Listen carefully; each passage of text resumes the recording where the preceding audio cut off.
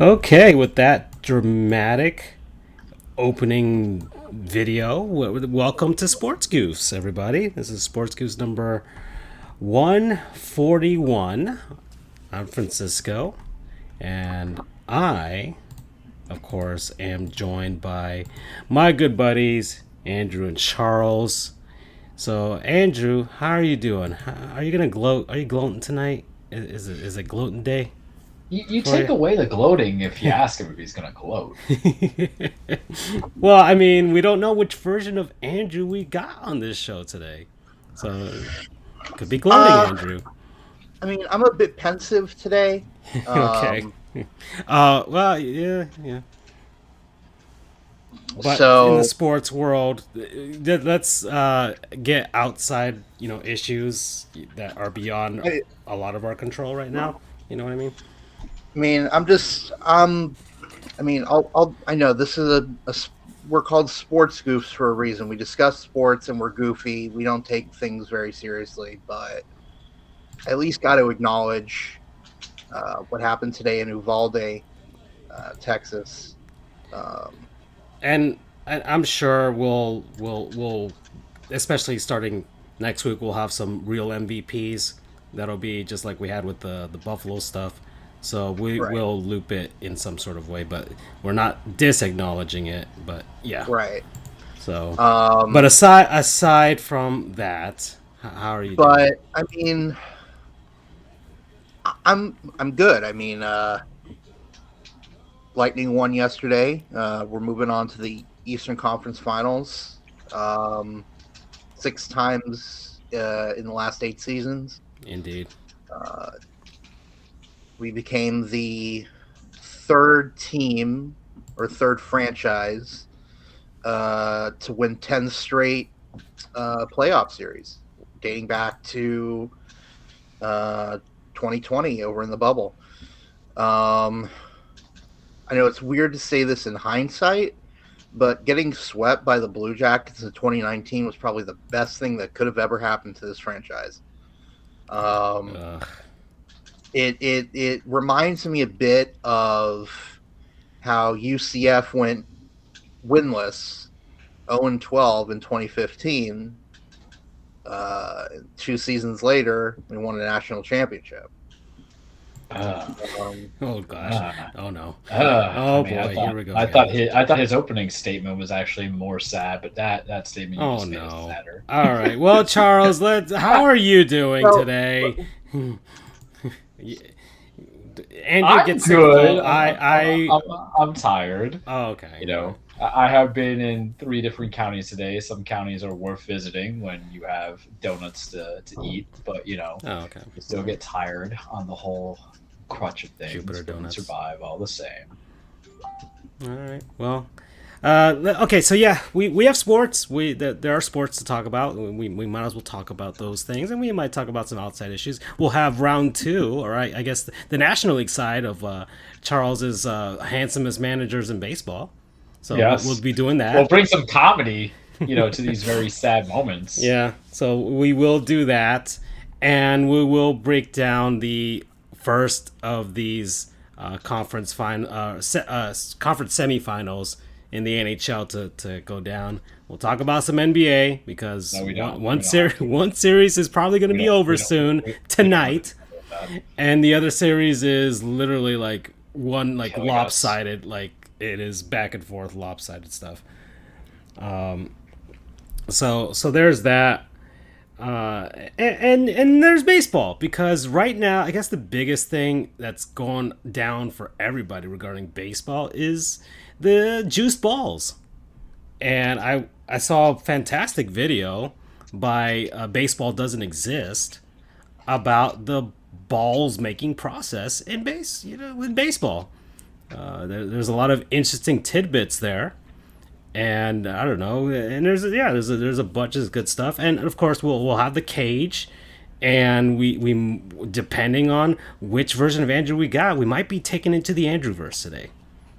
So, all right. With that, Andrew, let's get to it because I labeled this episode the 5 stages of grief, I went through all of the stages in several hours over the course of Game 4 yesterday. Anger, denial, bargaining, just a lot of sadness. And then finally there's the acceptance today.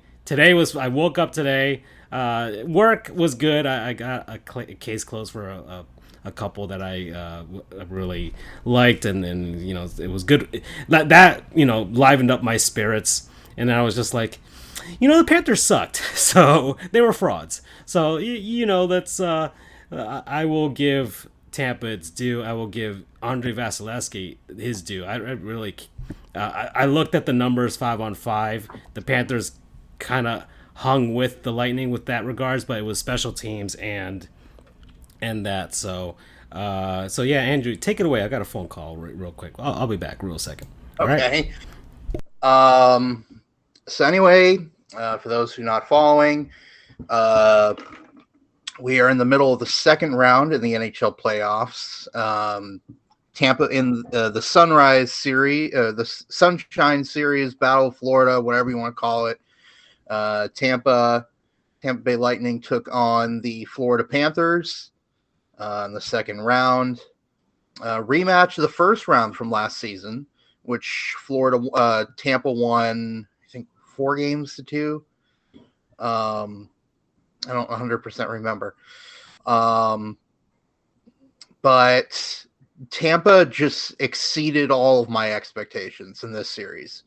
I hate to say it. I mean, Charles Francisco will know that I was whining a bit during the first round against the Maple Leafs. And I think that was a hard series, though. Even I watched a bit of it.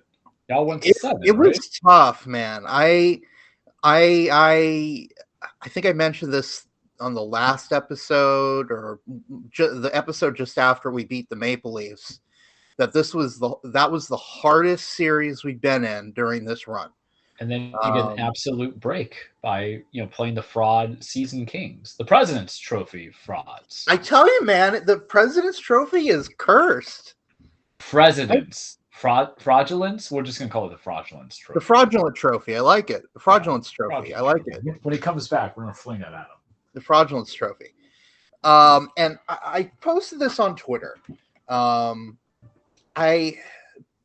mean, from a diehard Tampa Bay Lightning standpoint, ha ha ha ha ha. That's probably the extent of my gloating.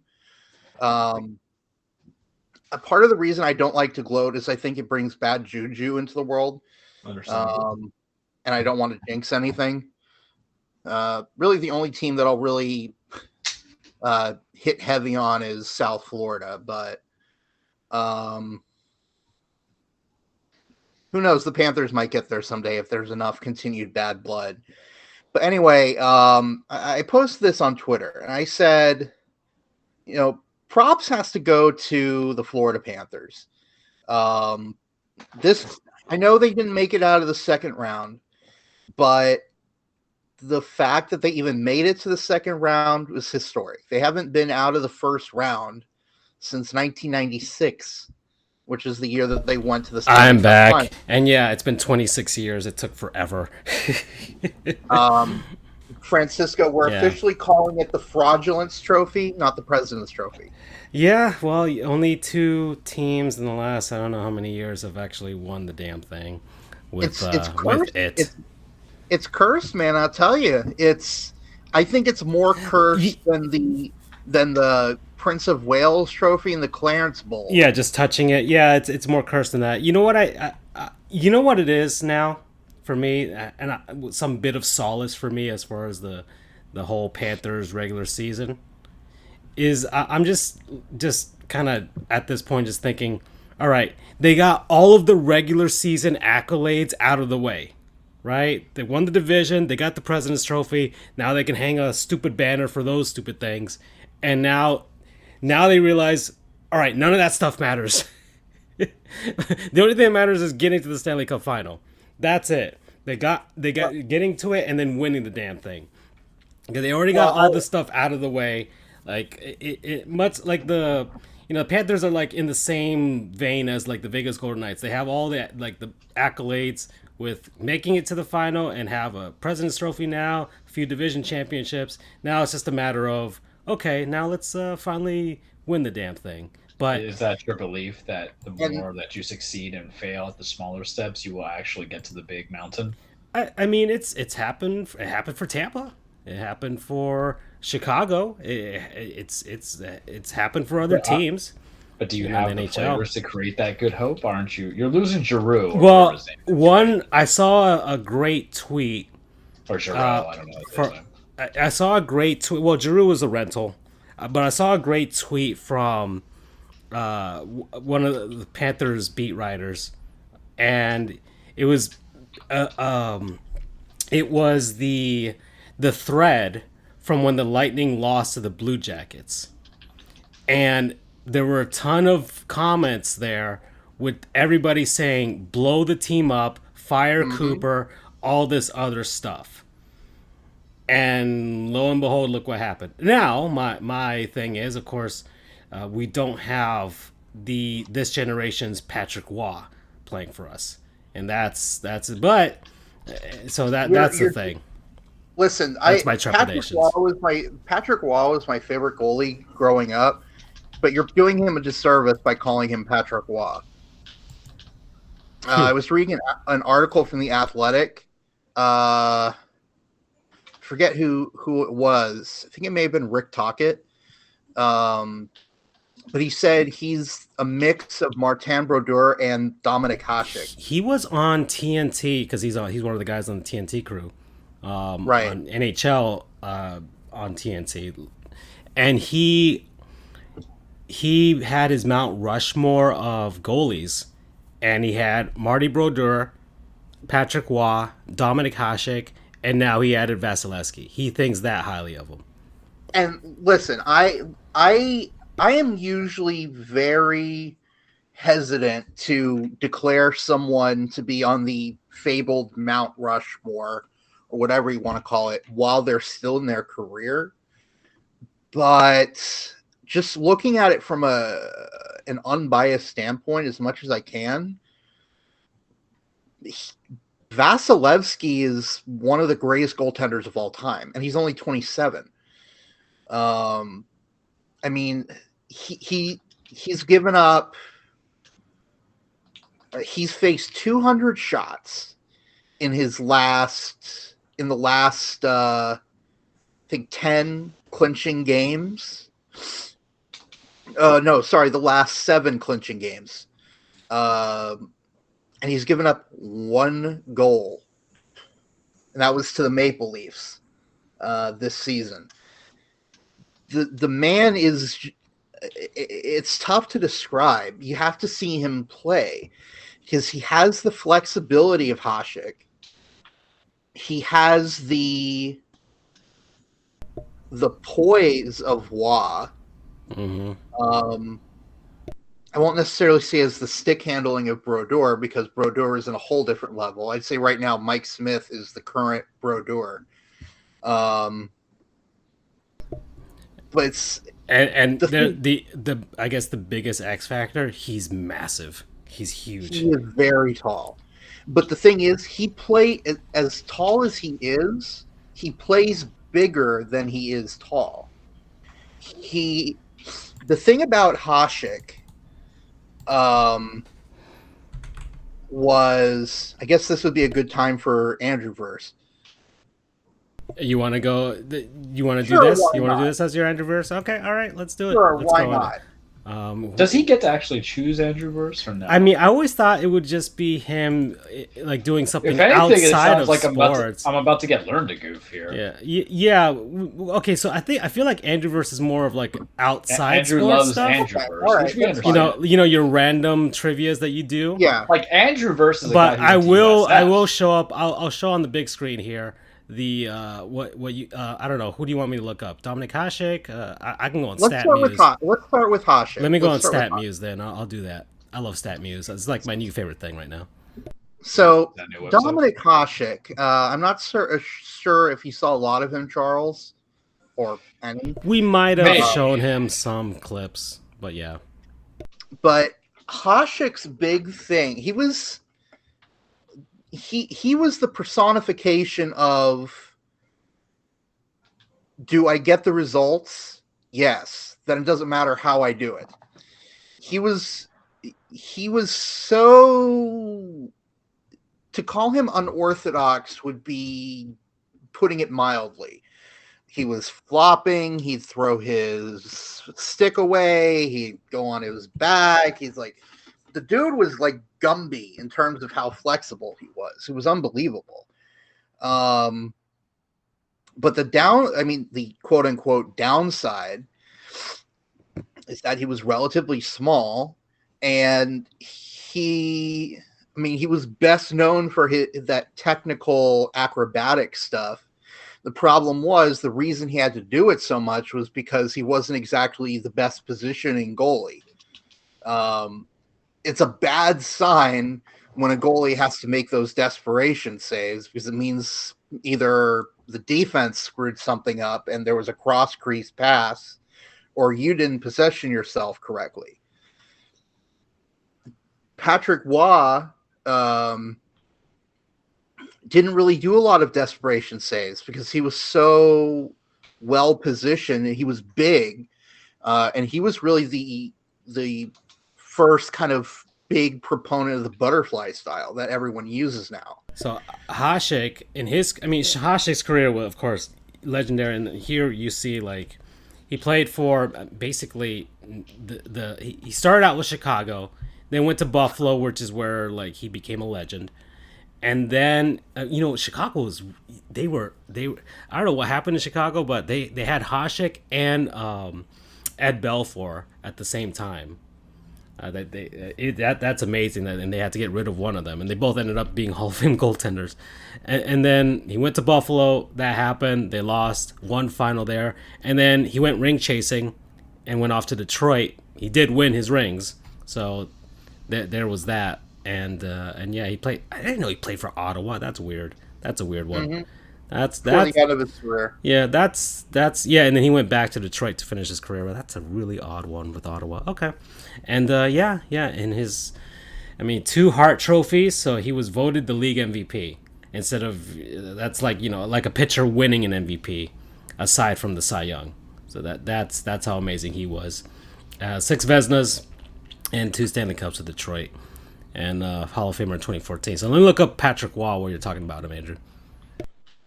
So Vasi, aka Big Cat, as we call him, he positions himself so well, so he doesn't need to make a lot of desperation saves. In fact, most of the desperation saves he makes are because there was either like an incredible pass by the offense that got him out of position, or just it was something given up by the defense, which, by the way, last night he faced 49 shots. That's unreal. He shouldn't have had to face that many. That's why a lot of the Panthers played their best game yesterday. I know. It was fantastic. Unfortunately, they went up against this guy who put up performance for the ages. And yeah, that's I'm gonna do an aside here, very briefly. I was telling Charles this before you so rudely interrupted me when you came back to the show. I posted this last night on Twitter that, kudos to Florida. I know you guys didn't advance past the second round, but like you alluded to, you kind of stole a bit of my thunder. You did something historic for your franchise. It's been, you said, 26 years since you won a playoff series. You got the President's Trophy. I think you were the highest scoring team in the past 25 years. Certainly of the salary cap era. So it's like, good on you guys. That was awesome. but props also has to be given to Andrew Brunette. He came in a very, very tough situation after Joel Quenneville was fired. By the way, Joe Quenneville, you can go fuck yourself. So Charles, I don't know if you know the context to that, but Well, Joe Quenneville, he remembers. Yeah, he remembers it. It was Mr. He didn't want to whistle blow on the touchy, right? Mm-hmm. Right. So that's not legal terminology, kids. That's just Charles like trying to revert everything back to memory. Right. Well, there you go. There, I can see my tweet now up on the screen. But Brunette, I know one person who's a hater commented and said that he just held the status quo. But that's the thing. He did. He held the status quo, which for an interim head coach is incredible. That is great work by Brunette. Yeah, and he wasn't an NHL head coach before. Like some exactly. some head coaches in the league, a lot of their assistant coaches, some of them were former actual head coaches. Right. And yeah. No, this was his first head coaching gig at any level. Really, he's just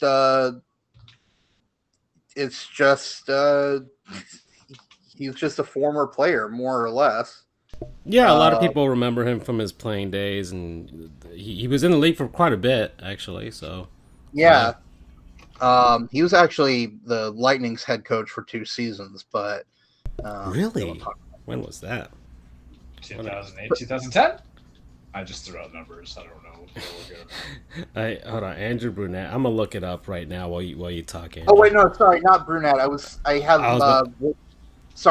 had Rick Tockett's page up on my. Oh, okay.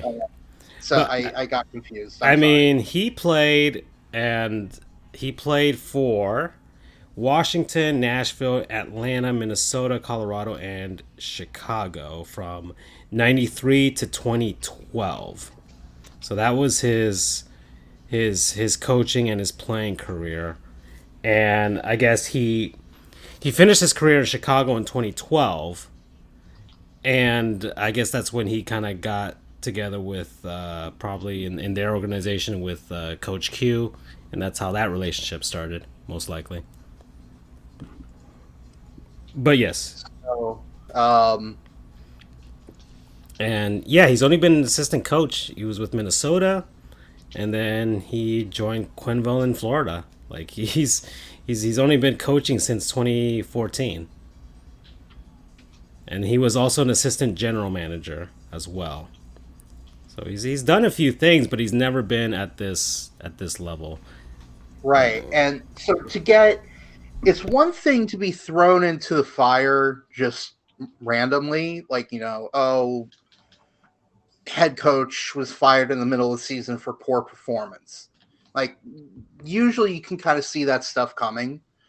But to see that coming, which, by the way, the firing was totally justified. I'm not downplaying that. The guy needed to be fired. He needs to be banned from the NHL for the rest of his life. Yeah, I think Coach Q is not going to be coaching in the NHL. He's the second winningest head coach in NHL history. He got his Stanley Cups. We'll see what happens with the Hockey Hall of Fame, and yeah, there's a lot of things with the Chicago Blackhawks that is like you got to look at it in hindsight and be like, ooh, what is going to happen there with a lot of those guys? But that's an aside. For him to come in and make sure that the boat didn't rock and got them to that point is fantastic. If it is a travesty if he doesn't win Coach of the Year. Andrew, here's a question for you. What if someone hypothetically supported both the Panthers and the Lightning? Because there's a question. I guess in theory that's me. The Panthers are in a normal situation. Blackhawks, like the bird. Although in this case, it supposedly references a Native American chief. Yes, indeed. And I think it was, or I don't know if it was no, it references, I think, like an army, like, but Right, that's right. an army and who were named after the Native American chief by way of that. So that's how that goes. But no, it's not black. You know what? It's Black Hawks. In fact, actually, back in the old days, the name actually used to be 2 words. It was Black Hawks. So people could distinguish it, and then they smash them together. Right. Kind of like how the AP now allows us to write website as 1 word instead of website. Thank God. Anyway, Andrew Burnett, that's an incredible job. Probably one of the best coaching jobs I've seen in recent memory. Not to take anything away from John Cooper over the past couple of years, because he's been incredible. But I think you got to give it to the guy who's going to take you to 3 possible back-to-back finals.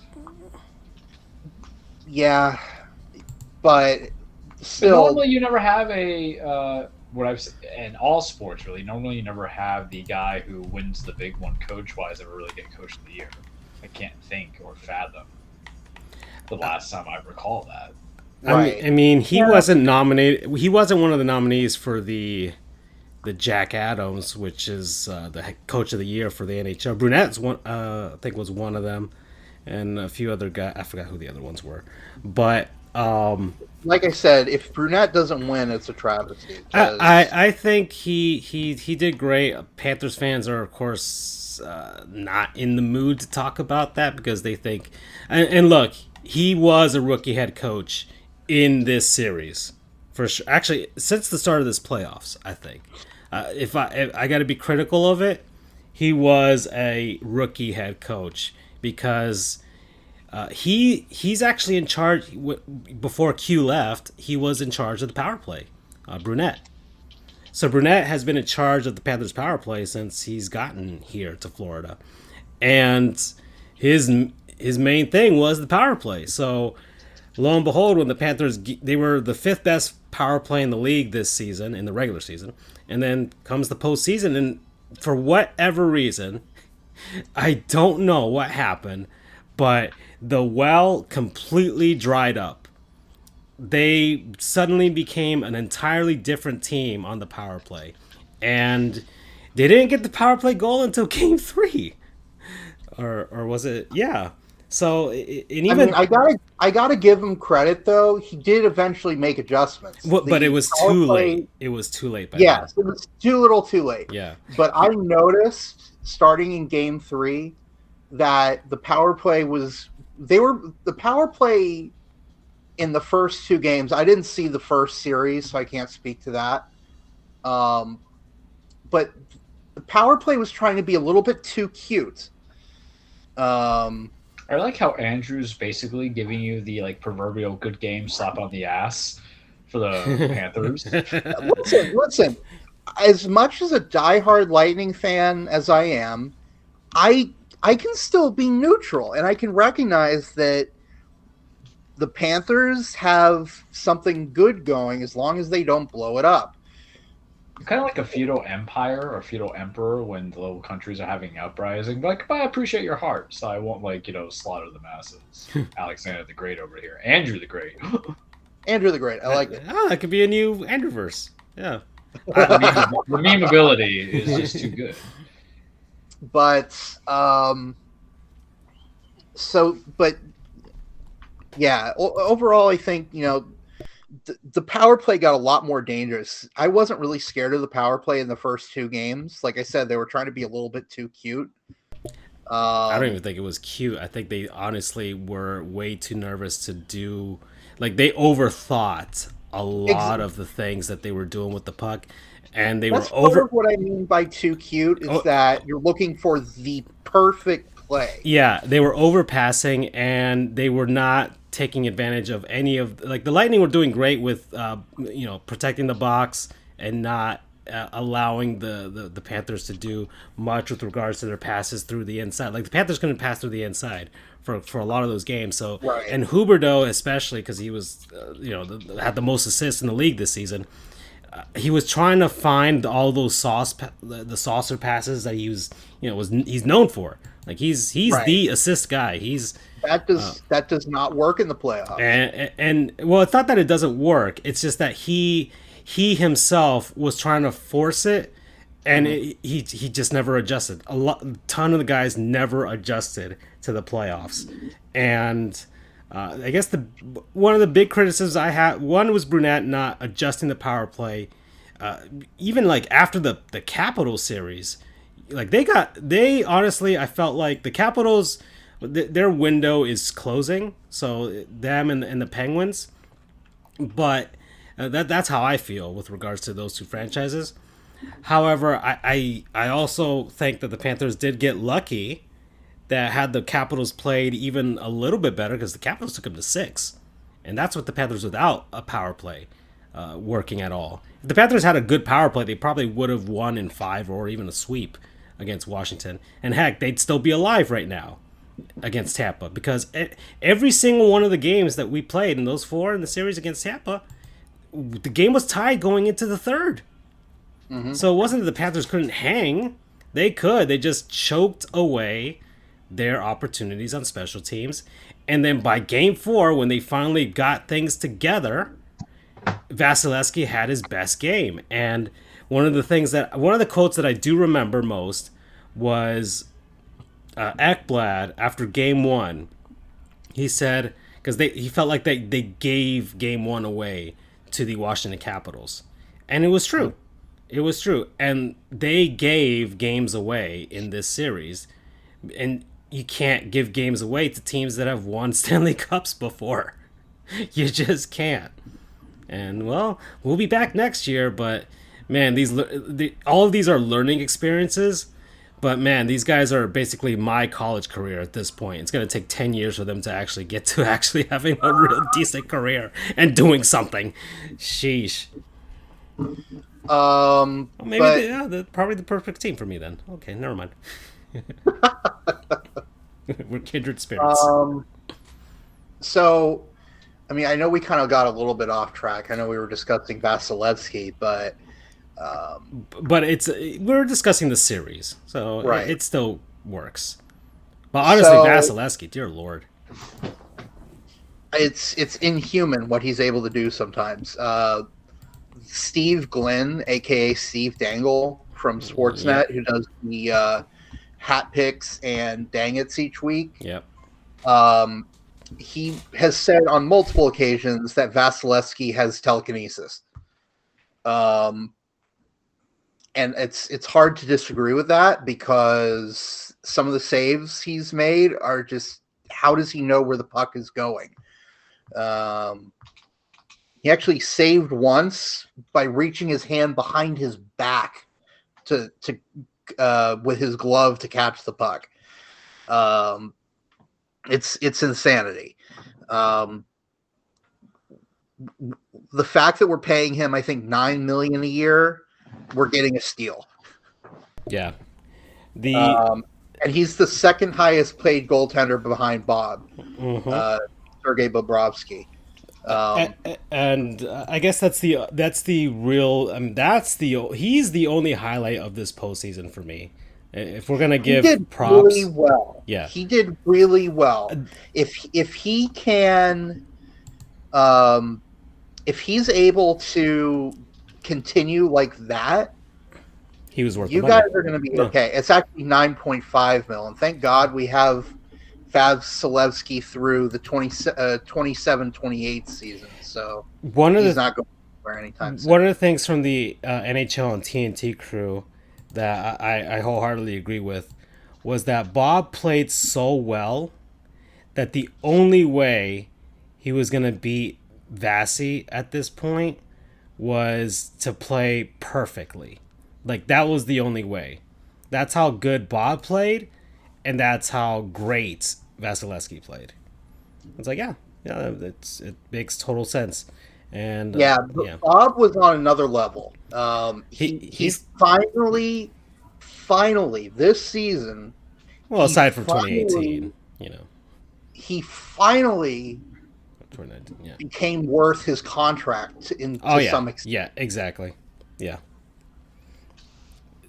I mean, he's getting like what 10.5, something like that. He gets paid $10 million a year.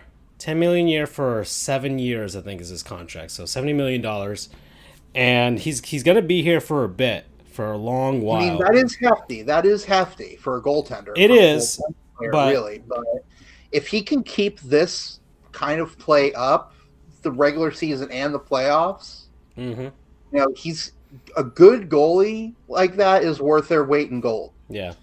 And thank God you didn't have to use 3 goaltenders in a series like last season. Well, we didn't see Spencer Knight, which was good, and of course Spencer Knight is our hopeful Vasilevsky, I would say, because he's another one. He's like he's 21 years old. Like he's got a long while before he takes the reins, which is why Bob is here for those 7 years. And now it's already been like 3 seasons already. So it reminds me of Ben Bishop and Andrei Vasilevsky back same in 2015. Ben Bishop was the guy. It was pretty apparent that he was going to be the guy for many, many, many years.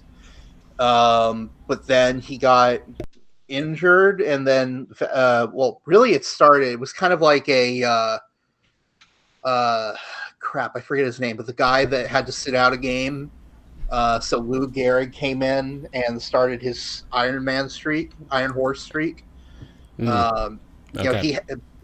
Bishop was having a few down games, so they brought in Vasilevsky, and he was rough around the edges. He was still a kid, around Spencer Knight's age, but we became so confident in him that we said, we love you. You could trade. You were able to trade Ben Bishop out. The thing is, Bishop, because he got a Jizzo for me. I read an article about Bishop that was talking about Vasilevsky, and he said he knew he was gone at some point. He knew that Vasilevsky was the future. And Ben Bishop was no scrub. Ben Bishop, no, not at all. Heck, you guys faced him in the Stanley Cup final in 2020 when he was with the Stars. So no, he was injured. Oh, he was injured, but he was on that Stars team, and he was the number 1 goalie in Dallas for all those years. When they were with that contention. We aren't where we are now without Ben Bishop. Yeah. We certainly don't make it to the 2015 Stanley Cup.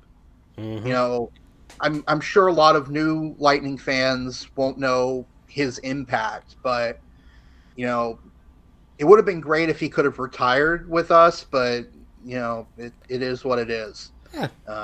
He's got a great career. Yeah, he's had a good career. He's had a very good. He had a chance at the Cup, and he had also a second chance with Dallas. So he was a good goalie. Absolutely. At the end of the day, he was above average, I would say. But yeah, Spencer Knight, if he can develop well, he's gonna.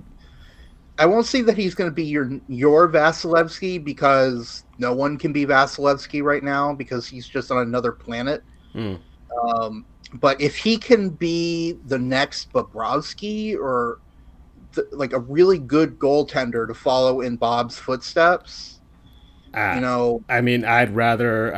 be great. But man, I'd love because the Panthers have never developed in their history an actual goalie from the ground up.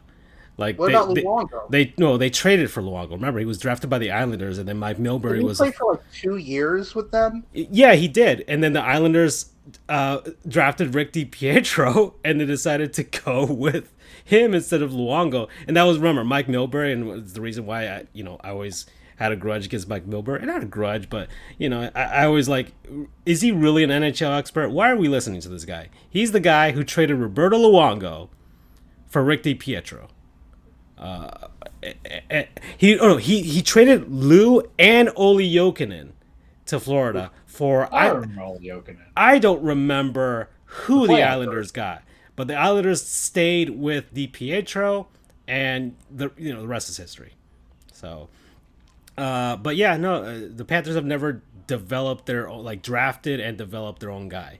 They've always brought in goalies, Van Beesbrook, Luongo, Vokun, Jose Theodore, and now Bob. So I'll agree. We can agree to disagree on Luongo. I think I would still consider him a developed goaltender through the Panthers system. I don't know, but he was drafted like in '96. So I will end this debate. Was he what? He was 2 seasons in when he joined the guys? He was drafted in '96. He was in the Islanders system, and then he came up in '99, I think. So, I would say you developed him, depending how long he stayed with you guys. I think he was like 4.5. I think that's still the Islanders developing him. But that's like 8. And look, the Panthers teams that he had in front of him in his first stint, you can't say that the Panthers were developing because Luongo was just great. He faced an ungodly amount of shots in 2004, and those Panthers teams were awful. Like it's one of the great travesties in hockey that the Panthers wasted Luongo's career. Almost like the Seattle Mariners did with Ichiro and Felix Hernandez and a bunch of guys, Ken Griffey Jr., just a ton of guys. Everybody in Seattle? Huh? Just everybody in Seattle. Yeah, basically everybody in Seattle that's ever played for them. They've just wasted careers. So, okay, we're at 42 minutes. So, I think we should. I mean, I'm glad that we spent this much time since it was a common series for the two of us. Mm-hmm. Do you want to spend the rest of the hour discussing the rest of the playoffs? Well, I mean, the rest of the playoffs. So let's see. We're right now. The Rangers are up 2-0 against Carolina. Carolina's owned. Calgary's scary. As a common man, that's what I found out here. Well, Edmonton's up on the series. So the Flames. It's the Battle of Alberta. There's one reason, and one reason only, they're up in the series. Yeah. Connor McDavid. Yeah. Connor McDavid. I just think of Connor McDavid with him. Yeah, I mentioned this. Sorry, Andrew. I'll let you talk. But I just want to mention this that, and I think I mentioned it on this show, and I mentioned it on the Locked On Panthers podcast, which I appeared in. If you guys want to check them out, and I'm over here trying to do the rounds and try and promote this show and everything else that I do. But I spoke about Connor McDavid because I was comparing him and Barkov and Huberdeau. It's like the stars on the teams have to show up, right? And the Panthers didn't have their stars show up. And I think Ekblad still wasn't fully recovered. But Connor McDavid, his eyes in Game 7 against the Kings, like he had that look. And I said this on this show. He had that LeBron in Game 6 versus Boston look. Like McDavid is playing. He knows his legacy. He knows he's McJesus. So he's this postseason, he's playing like it. And he got the Battle of Alberta for the first time in his career. Like, he wants this more than anything. He knows he needs to win a cup to, I guess, I hate to say justify his career and all that stuff, especially the stuff with the Oilers, but really justify the stuff with the Oilers with all those number one picks. 2006 Payne Manning? Maybe that's a good comparison. Anyway, sorry, go ahead, Andrew. I think I forgot. I forgot what I was going to say. Oh, right. McDavid, baby. Right now, McDavid is the forward equivalent of Vasilevsky. Like he's doing stuff that no human should be able to do. Right now, he's playing like the best hockey player on the planet. I mean, he is. He absolutely is. Aside from Vasilevsky. Yeah, it's McDavid. It truly is. And they play later tonight, so that series is good. It's a good series, and that's one people in hockey have been begging for years now, and the hockey gods finally let it happen. So the Rangers are, one last final thrash, try and stay alive against Carolina. The Canes have done a great job. Probably one of the few teams that really, I mean, it's going to be something if when hopefully, I mean, I kind of want them to move on, but Tampa versus Carolina, oh man, sheesh, that's Jerks. yeah, the bunch of jerks, right? Carolina, that sort of basically the real South versus the fake South. Actually, no, the Central Florida is basically Michigan or Ohio. It's basically that in some aspects it is, in other aspects it's the South. So it's a mix of just white trash. This is me, and we talked about Polk County last episode. And Charles sighs because he lived there, and Andrew knows because he of course lived around there and knows the area. But Francisco becomes Frankie if he ever goes up that area. anyways, so those are the other two series that are going on, and the series is over. Oh yeah. Oh yeah. Oh. Okay, we got to get to this because this. Yeah, Andrew, we have goons. We got some goons. I got goons, guys. So the other series, which is the Colorado Avalanche versus the St. Louis Blues, a series that, I mean, look, you got the Avalanche who are in this position probably like the Lightning a few years ago, where they couldn't get over the hump. They were there. They've been praised, all this other stuff, but they just can't get over the hump. The same thing with the Washington Capitals. I mean, probably the Panthers in this position right now, but just not as far in. And they've played like they have something to prove this season.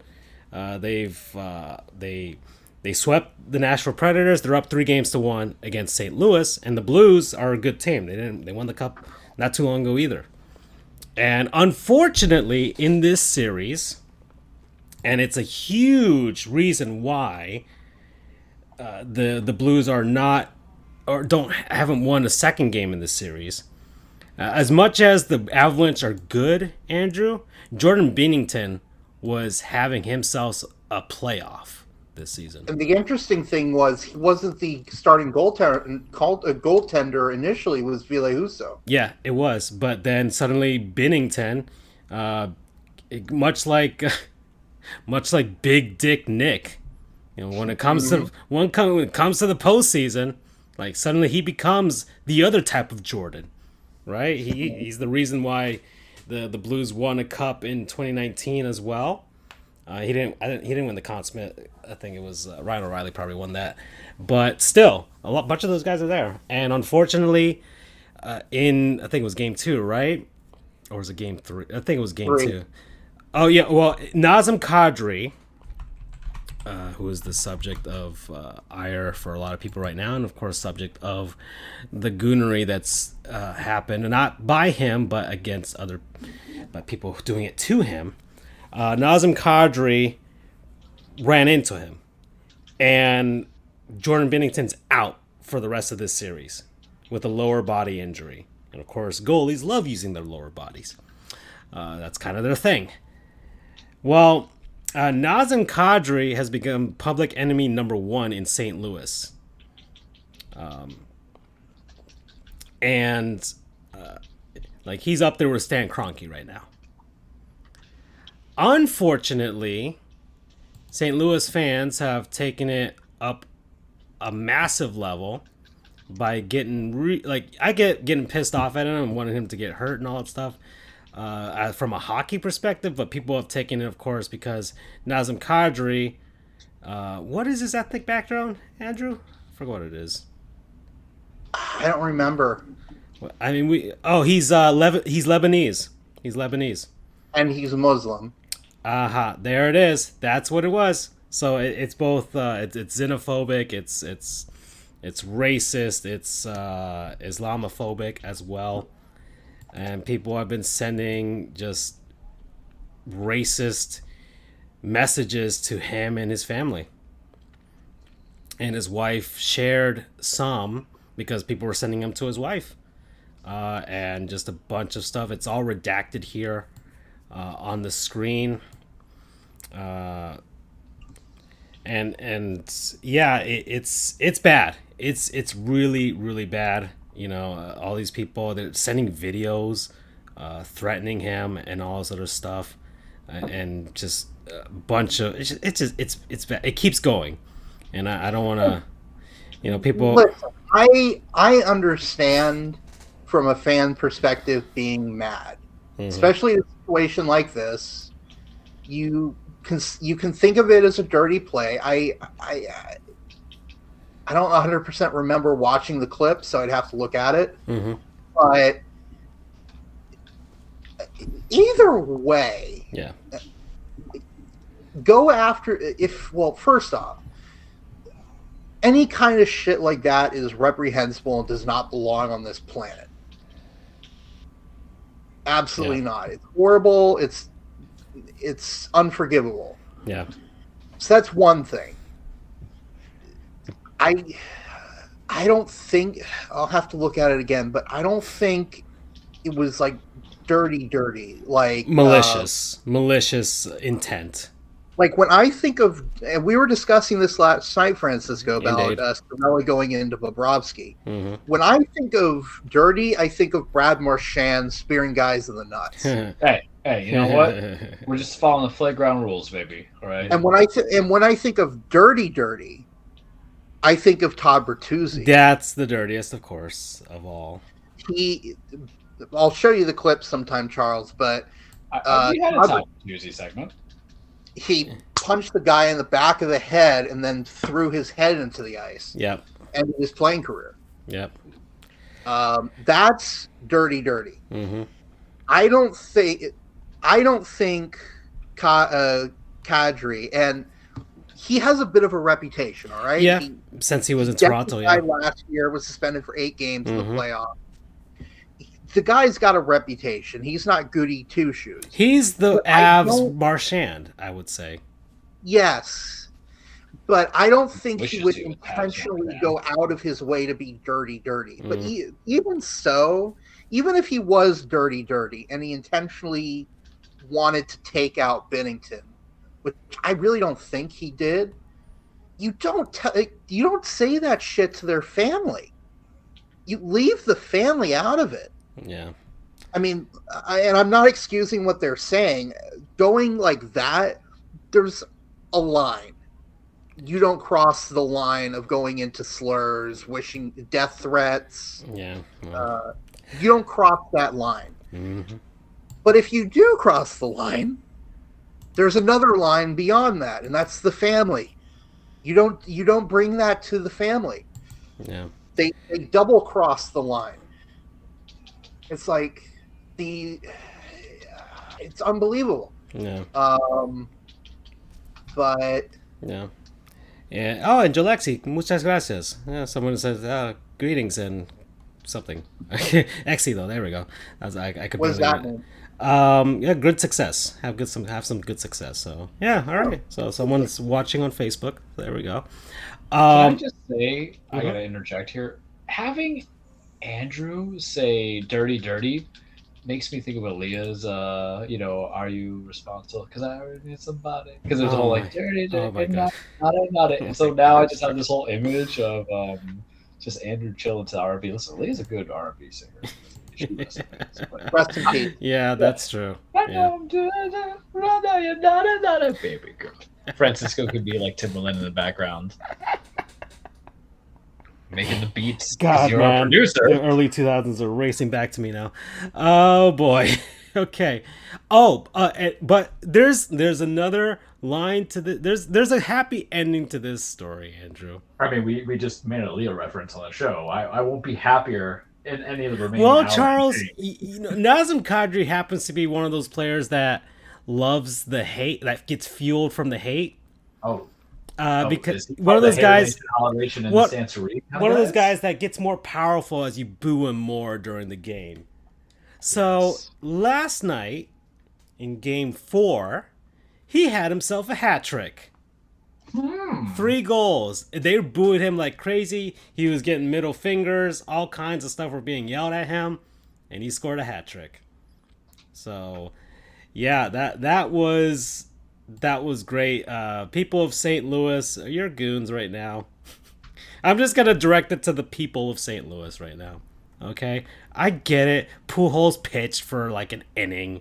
Everybody was happy for you, but then you did this. So, no bueno, no good. All right, so we are at 55 minutes. Can we do the non-sponsors early, and then we can Why go? not? Let's do it. And we'll do that, and then we'll hop into the handsomest NL managers coming next. So afterwards, and then we'll talk some basketball, talk some baseball because I do want to talk about juice balls, and I'll try and keep the time. I'll try and keep aware of the time because we went over last episode, and we can get into the cage. All right. Yeah, Cage is going to be AEW centric because I'd be making a lot of promises. That's yeah, you did say that. Ruins it a lot, it, especially this week. Well, as long as you don't say what USA Network did with their little article that they posted, and there's some there's some goonery for that one as well. So yeah, well, okay. So let's go to a word from our non-sponsors, people, places, things, concepts, what have you that we've been enjoying over the last week. So I'll start again, guys, because man, there is a product that I've been using for quite a bit since I discovered it, and I didn't realize how much I love this stuff. It's Philadelphia whipped cream cheese. Ooh. Wait, whipped cream cheese? Whipped, Charles, you do not know the wonderfulness of whipped cream cheese?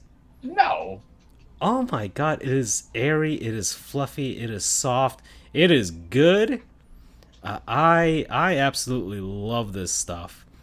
And they got different flavors and everything. Hold on, let me see if I can find their official. Do they have an official website? I don't know. I don't know if the Philadelphia Cream Cheese Company ever has an official website. Let's probably be the best cream cheese of all time. Website. That's their URL. Because like all these food companies have like websites, and I'm just right. You know what? Screw it. We'll just look at the stuff anyways. Whipped cream cheese. There's several different flavors, and I'll just put on shopping here, and we'll see them. And they've got different kinds of flavors. They got, of course, the normal, regular whipped cream cheese that tastes like the Philadelphia cream cheese, except it's a lot more fluffy. It's a lot more airy. I just like the texture of it when it's in my mouth. Do you want airy cream cheese? I'm not trying to interrupt your spot. Charles, these are just things that keep me up at night. You know how sometimes cream cheese is a bit difficult to spread sometimes. You know, I respect the challenge and the hustle.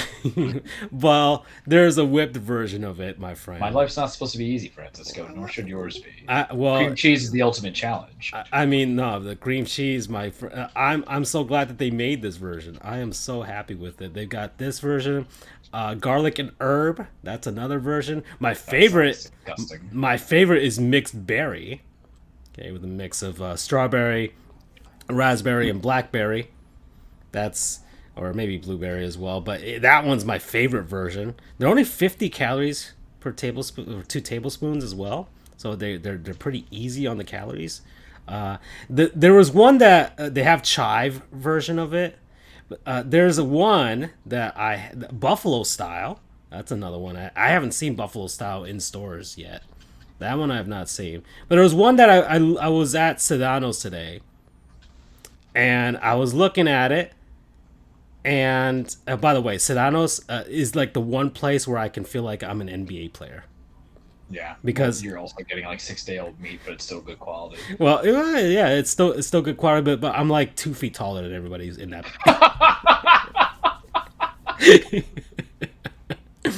I really do feel like an NBA player when I'm in there. Like I walked in, I was in my suit because I came from court, and I was trying to grab some stuff. And I was going to get my lunch at home. I just returned home. And I was just like, oh, let me grab some stuff. And I walked in and I realized I was like the tallest person in the building. It's a thrill. It is a real thrill. I love it. They don't show it here. But there's a salmon version. And I want to try that one. But yeah, Philadelphia whipped cream cheese. It's good. Go have it. Go try it, Charles. I'm telling you, it will change your life. Okay, sometimes you need things to be easy. Okay. I think it's probably because it's how I had cream cheese growing up as a kid. When my grandma would make sopita, she would just take like a lump of cream cheese and just drop it in there. Yeah. And it just kind of, I don't know. I would do anything for love, but I won't do that. Kind of comes into the mentality. Promo code I'm whipped. You could have done Whip It Good, but okay. I'm whipped good. Whipped good by the cream cheese, man. I am totally whipped for this stuff right now. I'll go next here because mine is pretty brief because I don't have a ton of information. But I went to a wedding a couple of weeks ago.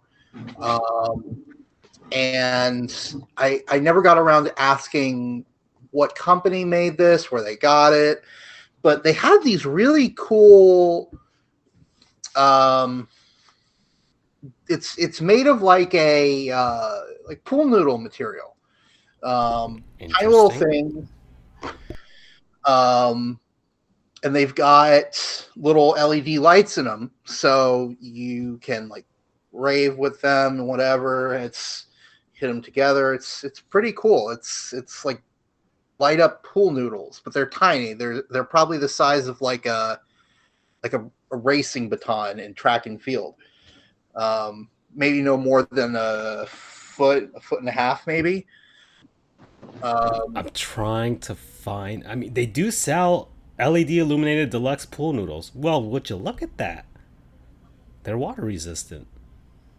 What you got here? Okay, that's interesting. That's some new bit of technology there. I know. I mean, they do sell those LED things that they put at the bottom of a vase to make them like color up and stuff. So not totally out of the question for sure. Okay. Yeah, they were fun to play with. I brought a couple home with me. I'll turn them on every now and then.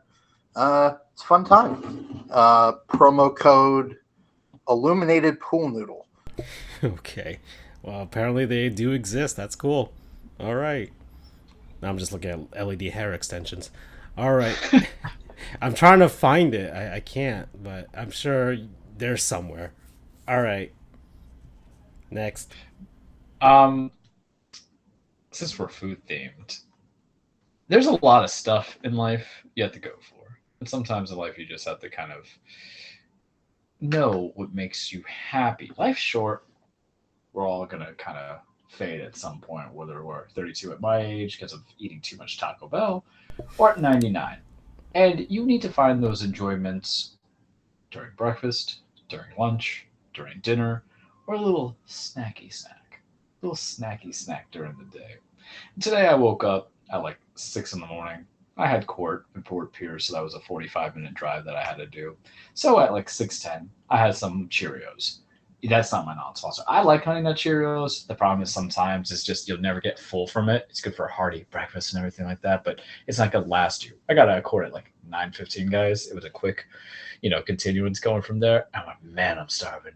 I'm driving back to my satellite office. I'm like, man, I need some donuts. I haven't had donuts in a while. I've been good. Usually in Martin County, I get Jupiter donuts, but that's not what we were talking about today because I was in Fort Pierce. And there's like many ways to get to my satellite office, but I was on Orange Avenue. I'm just thinking there. I'm just like, man, I'm driving down, and then there's two donut places that you always go to when I'm ramen. If I'm getting Jupiter donuts in Martin, but I'm in Fort Pierce, what I'm like, I could just get a donut. I could get 2 donuts. I get 2 donuts. Go from there, and I sling on by to Dixie Creme Donuts, and I just get 1. I didn't get 2. I'm not going to try to curse. I got a hell of a ton of, donuts. I was like, I'm thinking about everything. My paralegal was at his son's little award ceremony because, moving to the 4th grade to the 5th grade means something. I don't know. I think that's just expected, but hey, you do what you got to do. Parents, that's the cost of doing business. So I'm like, well, his kid likes these kind of donuts. I like donuts. Me and his kids, we have the same kind of concept with foods, you guys. We just eat everything. But then I'm like, we got to go to the other Vero satellite office in there to meet the new people, do onboard. I'm like, let me bring them a little snacky snack. So I go and get a dozen of it. And when I had never actually been inside Dixie Creme Donuts before, I only just had my paralegal just kind of get them every now and then because he lives in Fort Pierce. I'm like, if we're going to this meeting, can you go and get this for me? And he's like, yeah, that's cool. So when I went inside there, I heard like angelic songs playing in the background, like you're in the first time, if you guys recall, Because Thor came out. So if you were into Thor the first time, he had like Stormbreaker, make it Avengers Infinity War and all that stuff, and it's like the awesomeness. That's how I felt going through those gated doors, and then I saw variety of donuts I've never seen before. They had, and I'll tell you what I got. I got like a little. I'm gonna look on their Yelp page right now, so we'll look if they can get you it. I don't know what they promote, but I saw like Oreo topping donuts that I didn't get. They had the maple bacon donuts, but not in the Long John version, but the regular circular donuts. They had some donut holes, which I'm not really crazy about. I'd rather just have a full donut stuffed in. What I had for myself was pink glazed, and then I had a white glazed pineapple topping, and it was very good. I know how we have the debate about pineapple going on pizza, and I hope I got the right location here. Is it Fort Pierce? I put Fort Pierce. That's what the front looks like. I would hope. Dixie Creme Donuts, made fresh daily. Or maybe it's them. I can't really tell. Fort Pierce. Yeah, that's them. All right, cool beans. So the filling was. We made that debate 3 years ago. Pineapple go in pizza, and then I finally concluded that does go in pizza. That's fine. Let people live their lives and be happy. Pineapple definitely goes on a donut for a jelly filling. I'm just telling you right now, it's hella good. But then they had bear claws and that Oreo thing. I'm gonna go back for it, and I'm gonna get the Long Johns, and then I got all this other stuff. And I got raspberry filled. I think that's the Oreo one. The one with the guy's hand. That's the Oreo one. I see it. They didn't have any glaze, but when I got to the satellite office, I stuffed my mouth so quickly with the pineapple filling and then the pink one. I said, "Nah, man, I can't take this ish home. I'll eat all 10 of them on the car ride." So I was like, I gave some of my paralegal, but here, give it to you, give it to your kids and stuff like that. And I brought it over to the girls at work. I'm like, all right, don't y'all say I never did anything for y'all. I'm out. It was just so good. It was fresh. It was fluffy. It had a good sugar attack. It probably gave me a crash, but it's okay. You always tip your donut people. If you don't tip your donut people, I don't trust you. Like you tip your barber, you tip your donut people. But I was a very happy man. I was happy. And this was me going at like 9:30 and they still had stock, because that's nothing worse than going to like a deli place or sweets place and you're past the hours and you're like, oh shit, I'm not going to get anything. So Dixie Cream Donuts, Fort Pierce, get you some. Promo code. Promo code. I want to find like something cute with it, but I can't, dope. Homer Simpson. There you go. He loves donuts. I love donuts. All right. Okay. That looks good. I see the one with the pineapple filling inside there. It was good. Oh, that was lemon. Oh, that one's a lemon one. But either way. They were good. Yeah. All right. Well, get you some. Yeah, get you. Yeah, that's pretty good. All right. Well, so that's it for those. We got through those pretty expeditiously. Normally we take forever on these, but that's probably my fault. Anyways, so let's move on to the next part of the show. Let's look into the handsomest National League managers, Charles. Alrighty. So let me pull up my list here of all the current MLB managers, and then we'll get started. I don't want all of them. I want the current ones. There we go. Current National League managers. So let's pull up the screen here, and we shall start. Actually, let me get the donuts out of the way. They're making me hungry. Okay, I might just dip into some of my mixed berry whipped cream cheese to satiate myself afterwards. You can never go wrong with a donut. So let's start with Torey Lavulo, who is the manager of the Arizona Diamondbacks. So let's head on over to Phoenix. And there's our boy. There's Torey Lavulo. Charles, what do you think of this man? That's him from the side for profile. Look at him as one of the coaches with the Blue Jays. That's him from the front. Looks like a MAGA guy. I can't do it. Oh no! All right then. So he might not be. And I'm not saying that you can't support who you want to support. I'm just saying that there's a type. All right. There's a type. It's drier than the Sahara Desert with that. Sorry. Next is Brian Snitker, who's the manager of the Atlanta Braves. I think I'm compelled to say yes, just on the sole basis that that's like my paralegal's team. So there's Brian Snitker right there. That's look on my thing. I mean, there he is looking. Oh yeah, sure. No.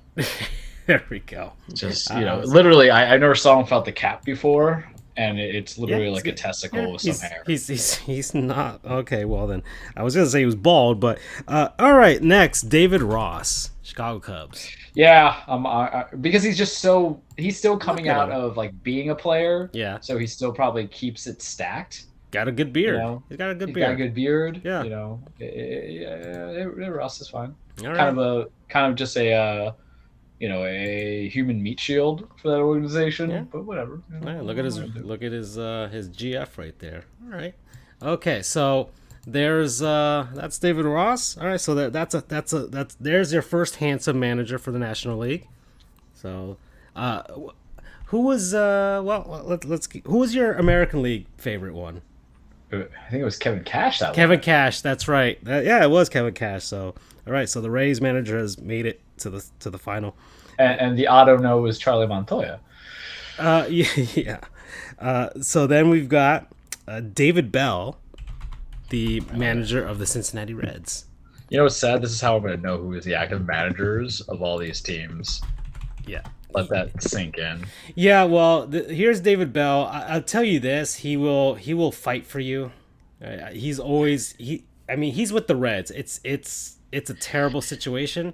But his cheeks creep me out because it kind of looks like a creative character. Like he has a very strong jaw, like in Skyrim or something. But very sunken cheeks, and I'm just kind of like, okay, it's kind of like what would you think the definition of a tough guy ought to be? All right. But he will defend you. Someone's got to. All right. Well, next is Bud Black of the Colorado Rockies. Let's see. It's been a while since I looked at Bud Black. Let's take a peek. So, Bud Black. There we go. There's Bud Black. His old pictures of that mustache reminds me of John Turturro. He's got good hair for an old guy. Yeah, here he is all cleaned up with the Rockies on media day. He's old. He's. I ain't no sugar baby. Profile. All right. I have my own job. All right then. Well, let's go then to Dave Roberts. Huh? How about good old Davey? He broke your heart in 2004. Will he mend it in 2022? I think when I said about Dusty Baker, it was like he's the one that would kick me out of bed to go to church with him in the morning. Dave Roberts is like, here's the cab money. I don't know. Man, he has not aged well. No, he hasn't at all. Look at him when he was younger. Dear Lord. Wow, he has not aged well at all. Listen, if you were the manager of the Dodgers making bold predictions each year and getting nowhere. I mean, Dave Roberts is cool. You know what? You want to know why you date Dave Roberts? Because you feel like he can get you connected with cool-ass people. He's in L.A. Hollywood, yeah. He's got all these great talents on the team. You let him buy you the sushi. All right? That's all I can say. You let him buy you the sushi. All right. Next, Don Mattingly, the Marlins. So here's a Don Mattingly thing. It's more about, I've known you since I was a child, and you're like the childhood friend, and right now I'm just kind of desperate because I don't know what love is. I want you to show me, but Don just he's kind of going through a different look, man. Different look and different phrases. Can't do it. He's kind of like I've been on a Curb Your Enthusiasm kick, so I really feel like he's like pre Larry David before Larry David comes in. Okay. But the funny thing about the show is that they let Don just kind of, or not Don, they let Larry just go on like random dates with people in the stories, so it's kind of funny. Don Mattingly back in the day, no question, the stash, man. But now it's kind of like it's all down. He's got the reading glasses now and all. All right, Craig Counsell, Milwaukee. Craig should still be a babe. Let's see. It's been a minute. Counsell. He was playing. That's him. See what? I mean, mildly attractive if you're kind of attracted. He's on one of the younger end of the managers right now. Mildly attractive if you're kind of attracted to like Midwestern-looking 40-year-old actors. Which is why he's in Milwaukee. So yeah. I mean that's kind of his vibe, right? Like a John Noble-esque kind of look to him. It's kind of basically like, oh hey, if guy who plays Jim Halpert ended up being a baseball manager. forgot his name. Interesting. Yeah, a little bit. A little bit. He's Mr. Fantastic, isn't he? Yeah, well, who knows? Because God knows in this universe. Explain to me how you can do like a multiverse movies with different characters not coming to play, but you're not going to recast Chadwick Boseman. Let James Bond get recast. I understand he died of cancer, but I think T'Challa's interesting. I don't think his sister's interesting, and Namor's lame. I'm saying that right now. You can hear me on live TV. Swimmerman is lame. How do you have slick back hair being in the water? That's the one thing I never understood. Like, if you guys know Namor. Anywho, my nerdiness aside. Buck Showalter. Another old friend. Hell nah. All right. No, and it's not because Buck is just old. Because hey, I'm gonna let Dave Roberts take me out to eat. But Buck, man, Buck has looked the same for the last 20 years. That's true. He's aged not much at all. Aged. He's been, yeah, exactly. Okay. Oh, how about another old friend, Joe Girardi? Joe's a babe, man. What? Yeah. Joe beat that ass, man. Exactly. All right. You disrespect me at dinner. I forgot who he said that would grab the guy's arm and then knock him out. But Joe Girardi would throw hands. His forearms are huge, man. Joe was just angry because he's been perpetually bald since like 1979, but it's okay. Definitely, we give love to Joe Girardi. All right. Okay. He's a tough guy, man. He's that guy that whoever is your kid's date at the prom will look at him like, damn, I don't want to meet your dad. That's a. I hope Andrew's getting geared up for like an Andrewverse after this. Like, I hope he's planning something while we're doing this. Okay, next. Wow, I didn't even know who was the manager of the Pirates, but apparently it's Derek Shelton. All right, let's look at Derek Shelton. There he is. Oh, wait. Hold on. I have my mic on mute. I wanted to mention something quickly about Joe Girardi. Oh. For whatever he does, the one thing that I will always remember about him was he was the one that came out of the stands at Wrigley and told everyone that the game was canceled after Darryl Kyle's death. That's right. Joe Girardi is a stand-up human being, boys. Yeah. For the rest of my life, I'm going to remember him for doing that. That was just, and he told everyone, basically like, calm down. You'll learn more soon, but this is serious. Don't boo. That just showed me right then what kind of a person he was. Yeah. Joe Girardi.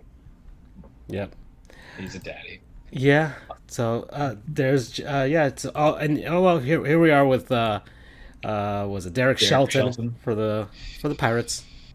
He kind of looks like he could be like Alec Baldwin's stand-in. Okay. All right, don't get shot. That's all I can comment on that. All right, then. He also looks very angry in some of these photos. Well, he's the manager of the Pirates.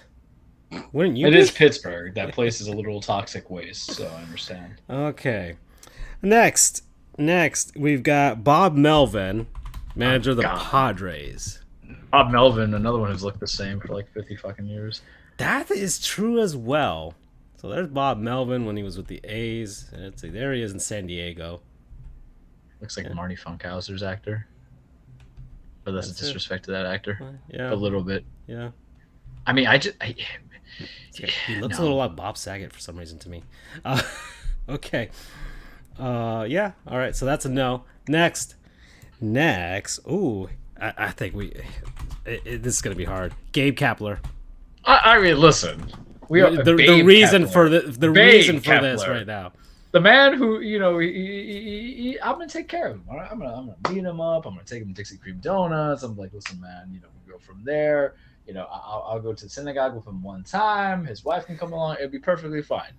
Just like, you talk about the standard, the blueprint of what players transitioning to management ought to look like. It's right there. He has a fantastic beard. It's a fantastic beard. It's like, the commercials of the guys in Rogaine, how black it is. That's what it is. And that's probably not even. But he's got the salt and pepper in like all the right places. Guys, God picks winners and losers, and Babe Kepler is the one who won out in the managers, where you have potato fuck that is Buck Showalter. With all due respect, Buck, we still love you from back in the day. Nah, man, it just changed. And this man's been around before. I'm like, I never paid attention to it. But that one time I read that ESPN article, I'm like, oh man, we can be married. It's okay. He's gonna understand why I'm daddy true up in this. Oh boy. It's just the look of the seat. He has a weird diet, the raw meat, and then just like maybe like a percentage of blueberries. I'm like, buddy, what you doing here? But yeah, Babe Kepler, the Helen of Troy, the face that launched 1,000 ships, right here for you. Yeah, the Phillies missed out on him. They had to hire Joe Girardi just to try and even make up for it, Well, it's okay. It's okay, All right, the manager of the St. Louis Cardinals, Oliver Marmol. Man, you're gonna go from greatness to this. Let's take a peek at him. I don't know. Oliver Marmol. Oh, wow, I didn't even know he was the manager of the Cardinals. I know they fired their manager. No, he got fired. No, he was the manager a while ago. But yeah, there he is. So, he's on the younger end, of course. They have Mike Schlitt. Here's the thing about Oliver Mall. I've seen it all in Dolphin Mall in Miami. I'm not impressed. Shania Twain, that don't impress me much, dude. So you got the looks, but haven't got the touch. Right. I mean, seriously, is that not like 8th Street? It's around. It's okay. All right. Next, Dave Martinez, Washington. All right. Let's see. I haven't thought about Dave Martinez in some time since the World Series. He's wearing sunglasses in a lot of them. It falls down to I've seen it, man. I've seen it. Yeah, I know that same guy. Thing. The same. He's thing. He's the guy that's at Applebee's with his girlfriend and the 2 kids, and he's still gonna flirt with the waitress. I can't get behind it. I've seen that, Dave. All right. Well, and that's it. That's your National League manager. So rankings: Gabe Kapler, then Joe Girardi. Kevin Girardi. So okay, well, finalist for the National League is Gabe Kapler, of course, right? Of course, absolutely. Right. So Gabe Kapler versus Kevin Cash. Oh, Gabe Kapler wins it. All right, Kevin Cash gets a little bit of appreciation. Okay, all right. Well, Gabe Kapler, you are the handsomest manager in Major League Baseball. You are final 4 in this thing that we're doing. Now, can I give you my winner? It's not even a nominee. It's a winner for ugliest manager of all time. And it's that's right. Okay, of all time, not just now. And it hurts a little bit to say it. Is it Joe Torre? It's Joe Torre. Joe Torre is fugly, man. I love Joe Torre. We love Joe Torre. You talk about men who don't age, but Joe Torre looks like a. Okay, yeah, so even young Joe Torre wasn't the most handsome of men. But you saw the Rescue Rangers movie, right? You know how they had Sweet Pete? It's like they just took a picture. They didn't say, hey, let's look at what Peter Pan would look like. Let's just say Joe Torre. And I'm right. I haven't even seen the movie. But I saw a picture of Sweet Pea. I'm like, I thought Joe Torre. Joe Torre literally looks like a protocol of what Pete from Steamboat Willie would look like in human form. I'm pretty sure Walt Disney, because they copy everything in Disney, looked into the future and said, this guy, Joe Torre, what's he about? I'm like, we're going to make him Steamboat Willie. I love Joe Torre. He did a lot of things for establishments, but when we created this list, he's better now not managing. I can't explain it, but it's just not there. The hat didn't help either. He literally looks like a caricature. Like if he went to the carnival, and we're gonna get a little bit mean here, but I think Joe Torre is just gonna cry with his $100 bills, and that's okay, wiping it down. But if we went to the carnival, and you know how at the fair they draw, it's a caricature go through, they would draw him normal. Okay. All right. Oh gosh. Okay. So that's it. I guess next time we'll do NFL. Let's do that. Yeah, it's not gonna be Sean McVay, kids. Well, let's.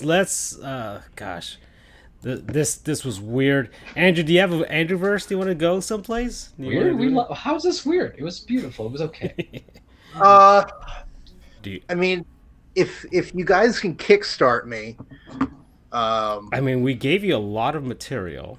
Venezuela lasagna is always going to be the best education I can give. That was, we'll see what happens along the way. But I do want to talk about juice balls.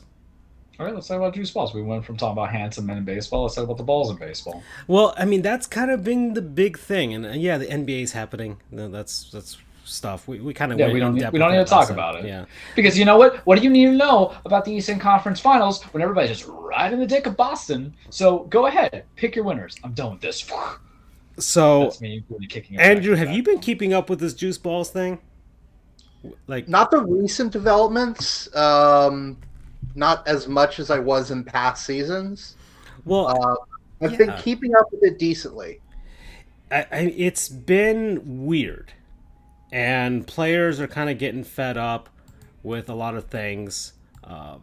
There's a ton of factors with regards to it. I saw a fantastic video, like I mentioned earlier, by Baseball Doesn't Exist, where he explains the manufacturing process for the baseballs, and that it has come down a lot of the changes, or at least the feelings. It really does come down to the fact that, one, you can't make, like, yeah, you could try and make the baseballs all identical to each other, relatively speaking, but honestly, you're not going to get the same type of baseball every single time. And different like suppliers of things, and it like the cowhide, just a change to that, or a different cow or something like that, will change how a baseball responds. The laces, like the wool that they get from the sheep that the laces are made from, like that also affects it. I didn't know this. There's a special, like, pit of mud in New Jersey. Okay, my turn. My turn. I figured out my Andrew verse. All I right, think. a pit of mud. That's what we got from there. All right, let's get into the Andrew verse now. All right, let's do it. I'm going to use this opportunity. I'm going to bounce off what. Oh, you didn't add the quote in. I haven't gotten to it. I will add to it, but it's honestly scary how much he knows this stuff, or how he knows this stuff. So I'll take this opportunity to explain. I mean, I'll jump off what you're saying and add to it with how a baseball is made. Let's do it. So, well, first off, I just want to say this. I think it was in 2018 when the juiced ball allegations first started. MLB essentially bought Rawlings. Yeah, that was mentioned Rawlings in the video. is the official manufacturer of Major League Baseballs. And Andrew loves their wallets, if I remember correctly. That is true. I have a Non-sponsor. Rawlings wallet. They've been a non-sponsor for you twice, I think. So they bought Rawlings in order to supposedly be able to have better quality control over the ball production. How a baseball is made, I'm not going to go into like the nitty gritty. I'll be posting here behind on the screen an article of the process while you're talking, anyways. So it basically starts out with something about maybe the size of a ping pong ball. It's made out of cork. That's the base center of it.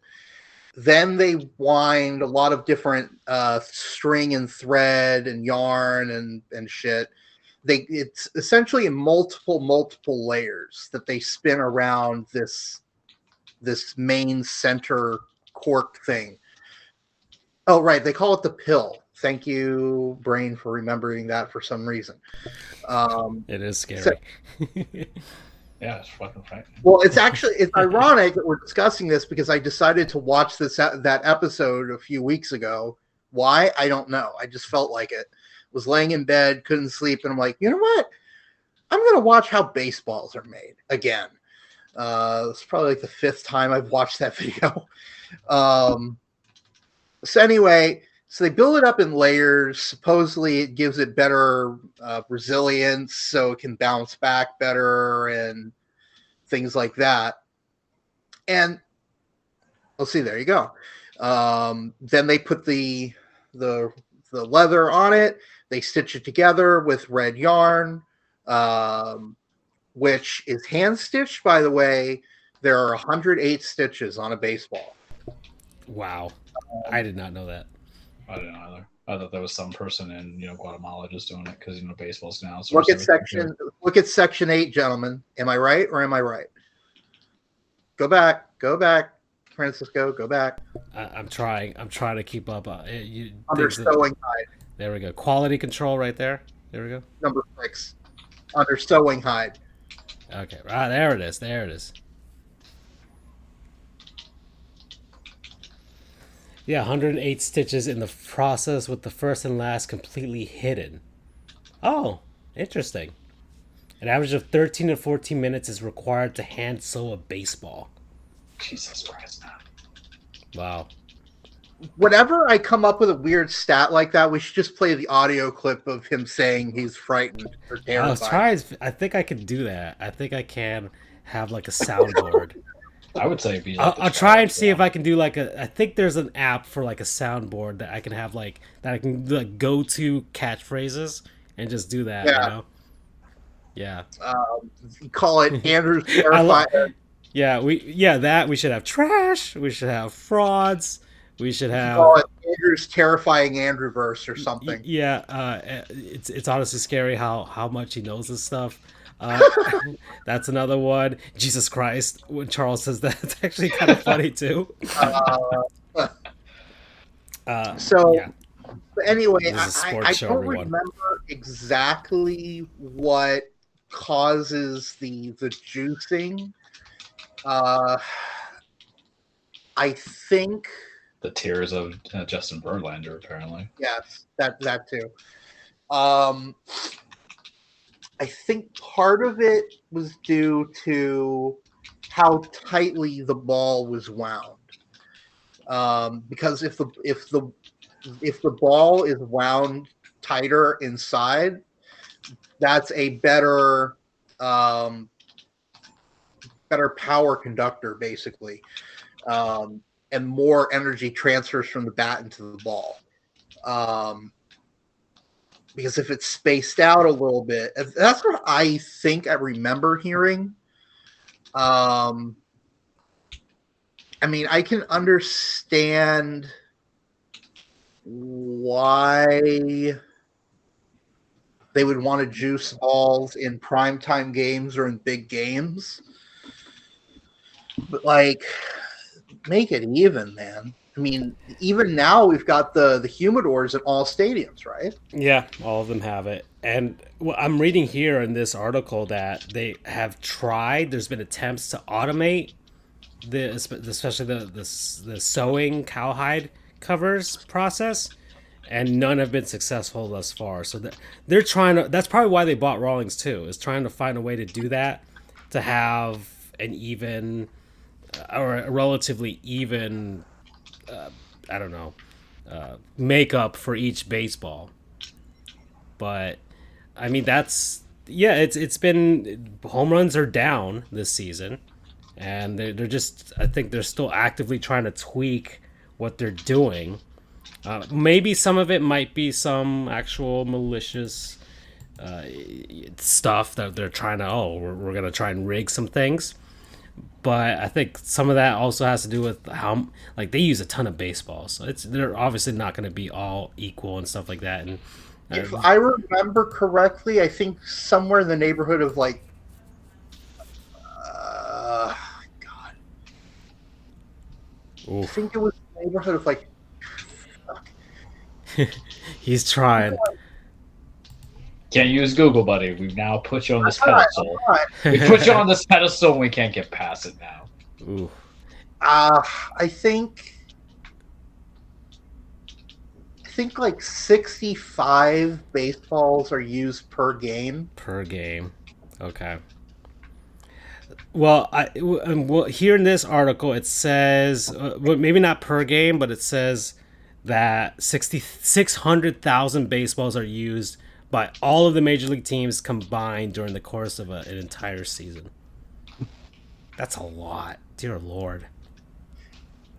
And considering how much effort goes into making each one, it's amazing that they let you keep it. You know, like they won't let you keep a football. There was a court case about that.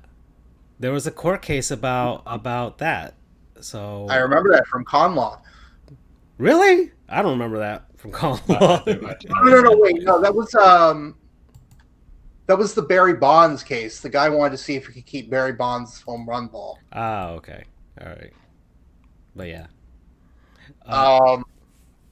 Yeah, I'm gonna look that up now. How many baseballs are used per game? Carry on. Okay. I Right. will say though that going back to the mud thing, I'm gonna bring it back here. There's a specific pit of mud used on a riverbank in it's near Pennsylvania. They said New Jersey. Pennsylvania, New Jersey, around there. Yeah, it's a secret location, so nobody tampers with it. And they've been using it they rub on baseballs. Supposedly it's this perfect blend, grit, whatever. And they've been using it for like almost 100 years now. It's like the Lazarus pit or something. They just ship these buckets full of this mud to all of the ballparks, and then someone on the staff of whatever team rubs it up before the game. Mm-hmm. The advantage of that is it allows, they can put a little more mud on, they can put a little less mud on, whatever the pitcher, the home pitcher feels like.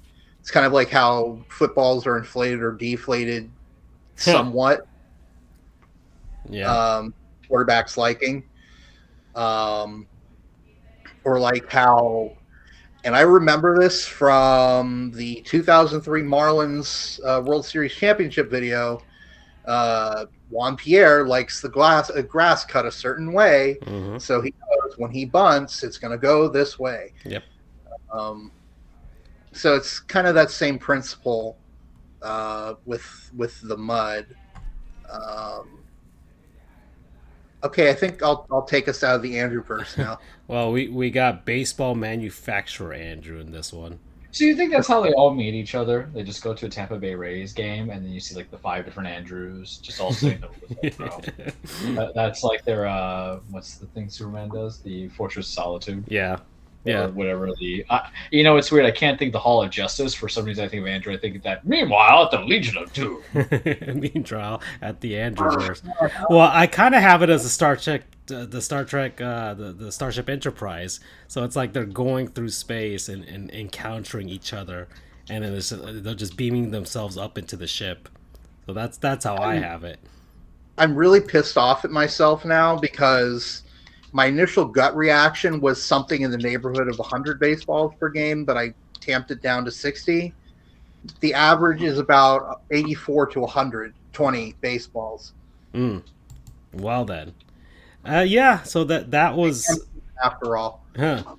The other thing that has also gotten some news, and we'll talk a little bit about this before we head into the cage, because we're at 1 hour and 38 minutes now. And it's the change to Oriole Park at Camden Yards. A 2-week feud that's been going on. Yeah, the New York Yankees came on by and suddenly things changed, right? So, look, Camden Yards left field. It's been the thing. It's really been the thing. People are, aside from the juice balls, everybody's been commenting about Camden Yards and the ridiculousness of their left field wall. So, before, actually, Aaron Judge pretty upset after Camden Yards. So this was 5 days ago now. It cost him a 3-homer game. He has 2 homers last night. Yeah. So, his home run, his double, which would have been it traveled 399 feet per StatCast, nearly left the ballpark anyways. And that, I think there's a Twitter account called Would It Dong. Yeah. It's a fantastic name, but it's called Would It Dong. And for each home run that's hit over the course of a season, you can look it up and see how many of the current Major League ballparks would that home run have been a home run in. Needless to say, a lot of the home runs to right field at Yankee Stadium wouldn't have made it out at other stadiums. Right. So there's that, and of course there's like, Francisco, didn't you call it a little league porch? I know I've never called it that. I called it I called it the little doggy fence, the little doggy fence that you put out so your dog doesn't hop on over, it doesn't get out. That's what I called it, or the little thing that you use to block off your baby from getting out of a sauna and getting into the kitchen or something. Look, as I tell people, that's Yankee Stadium's right field. Look, as I tell people, your best hitters get paid for home runs, not for strikeouts, right? So we're just justifying them big ass contracts for Trevor Story, trash, and a few of those other guys. So you're welcome. So the new left field wall is 30 feet farther this season than it was last season, and it's 5 feet taller. And it really is the hardest home run to hit in baseball now from left field. And the Orioles did it specifically because their pitchers sucked over the last few years. Their pitching has been awful. And, I mean, rather than actually trying to improve that, they decided to, you know what, let's help them out and make left field just absolutely massive. And it's pretty interesting that, you know, the Marlins play in a pretty cavernous ballpark themselves, and even that is an easier ballpark to homer in than Camden Yards.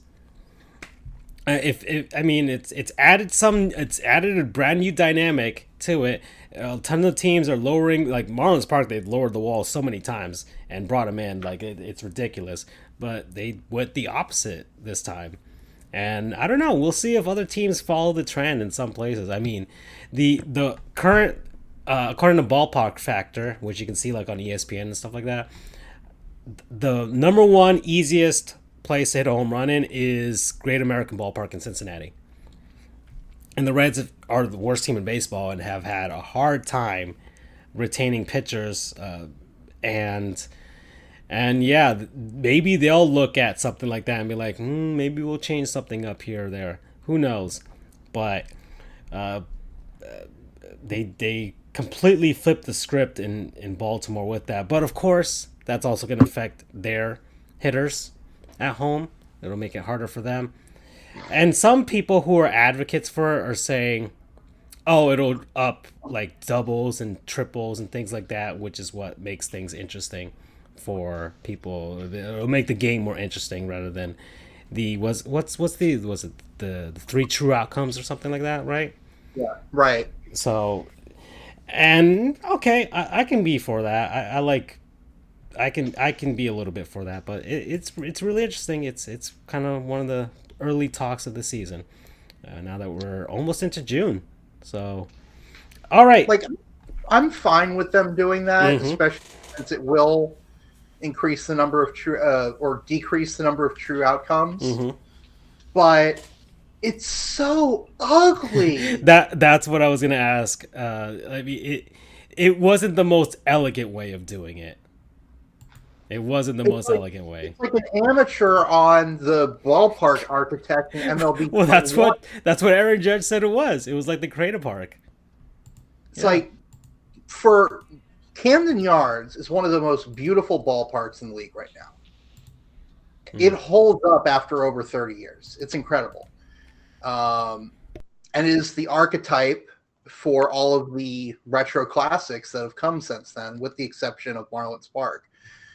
Because that's its own alien spaceship thing. I read the article on Wikipedia. It's modern, like contemporary modern or something like that. It's really the only ballpark that's like that. Exactly. It was perfect. And look, I get it. If you want to adjust the fence, fine. But at least have it blend in a little bit. Like, even the Marlins, you can hardly tell that the fence used to be that much further back. Yeah. Relatively so, yes. Like, if you've never been to the park, they blended it in pretty well. Yeah. You know, they put the planters back there. You know, you'd have to know or look really close that there was something going on. There used to be something there.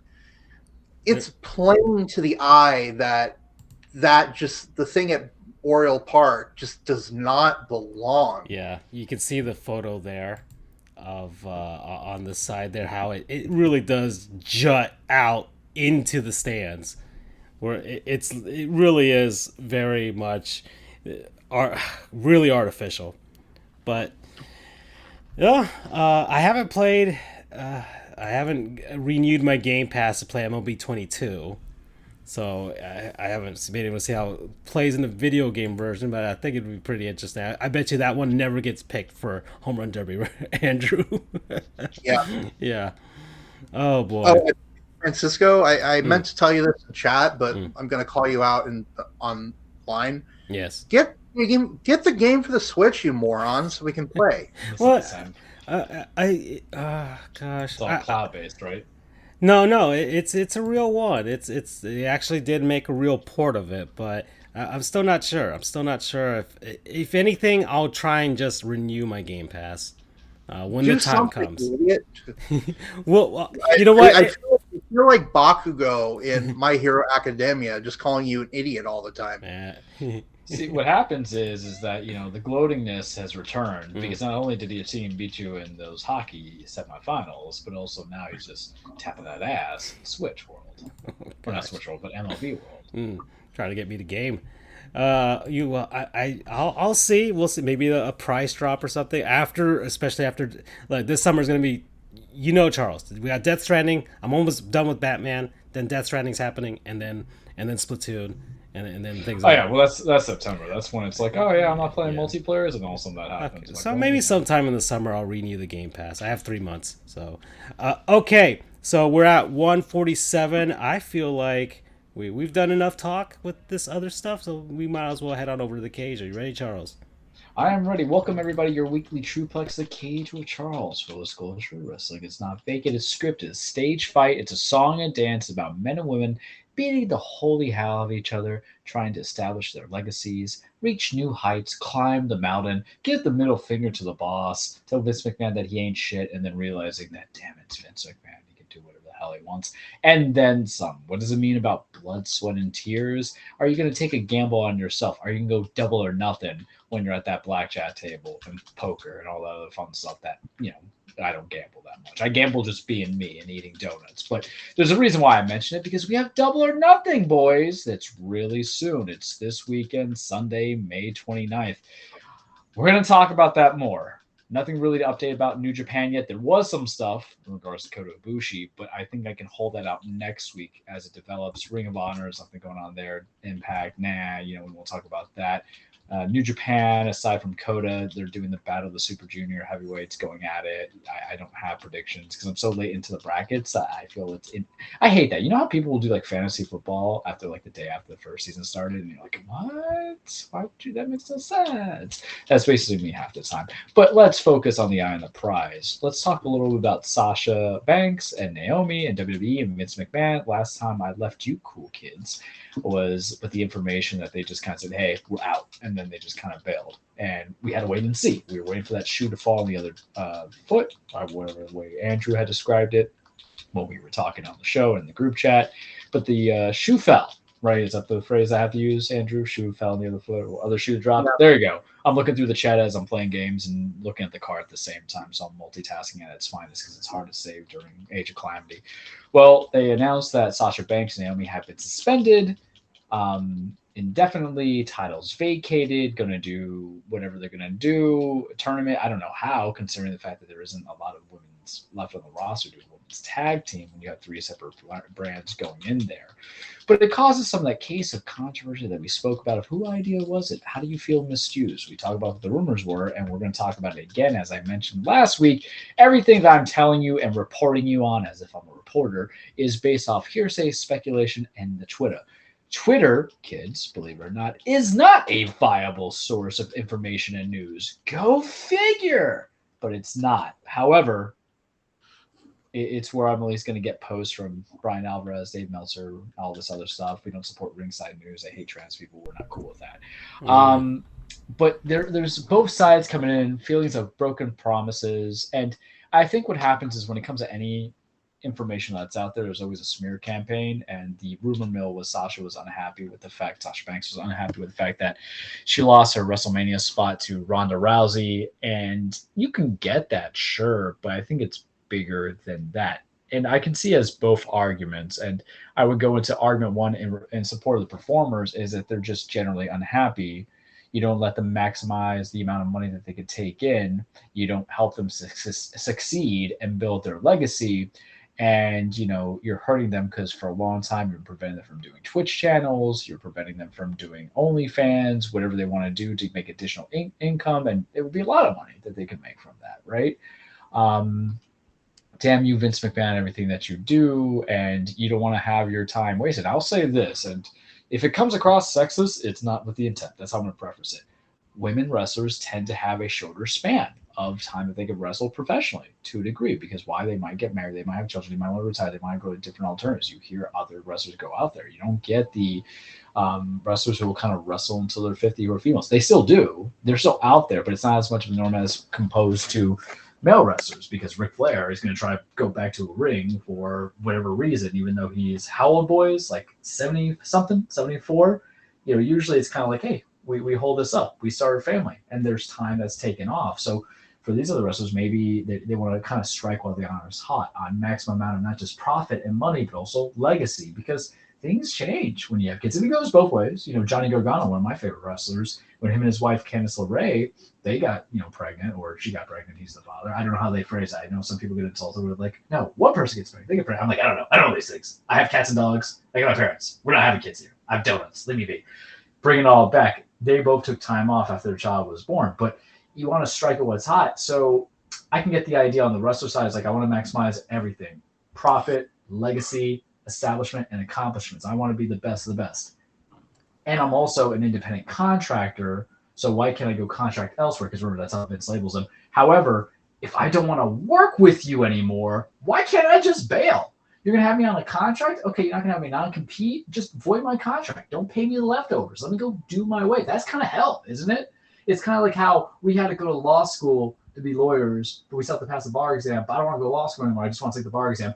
Let's all be honest here. We don't need that 30-year law school, do we? Not really. I'm saying that right now.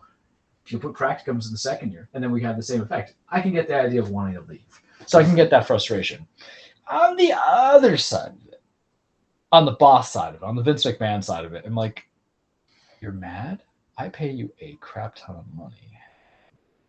I don't want to fire you because you might think it's because I don't want the other people to have you, other people being AEW, Impact, or whatever. However, WWE salaries are not the same as competitor salaries. They're not. That's like me leaving my job now and going to work for the state. We're talking about a big decrease in income. Not everybody has a lot of money they can funnel. And here's the thing, too. That big fear of AEW has everybody kind of leaves a little bit. And I'll tell you why. Because this is not AEW from 3 years ago. This is AEW that now has faced CM Punk, Bryan Danielson, Jon Moxley, Chris Jericho, the new dudes. It's very crowded at the school pool, buds. Someone's going to take a deuce there. But for Vince McMahon's mentality to defend him is like, and it's all scripted. I won't say fake. I'll never say it on the show. But it's just a story. And your actor is writing out my play, right?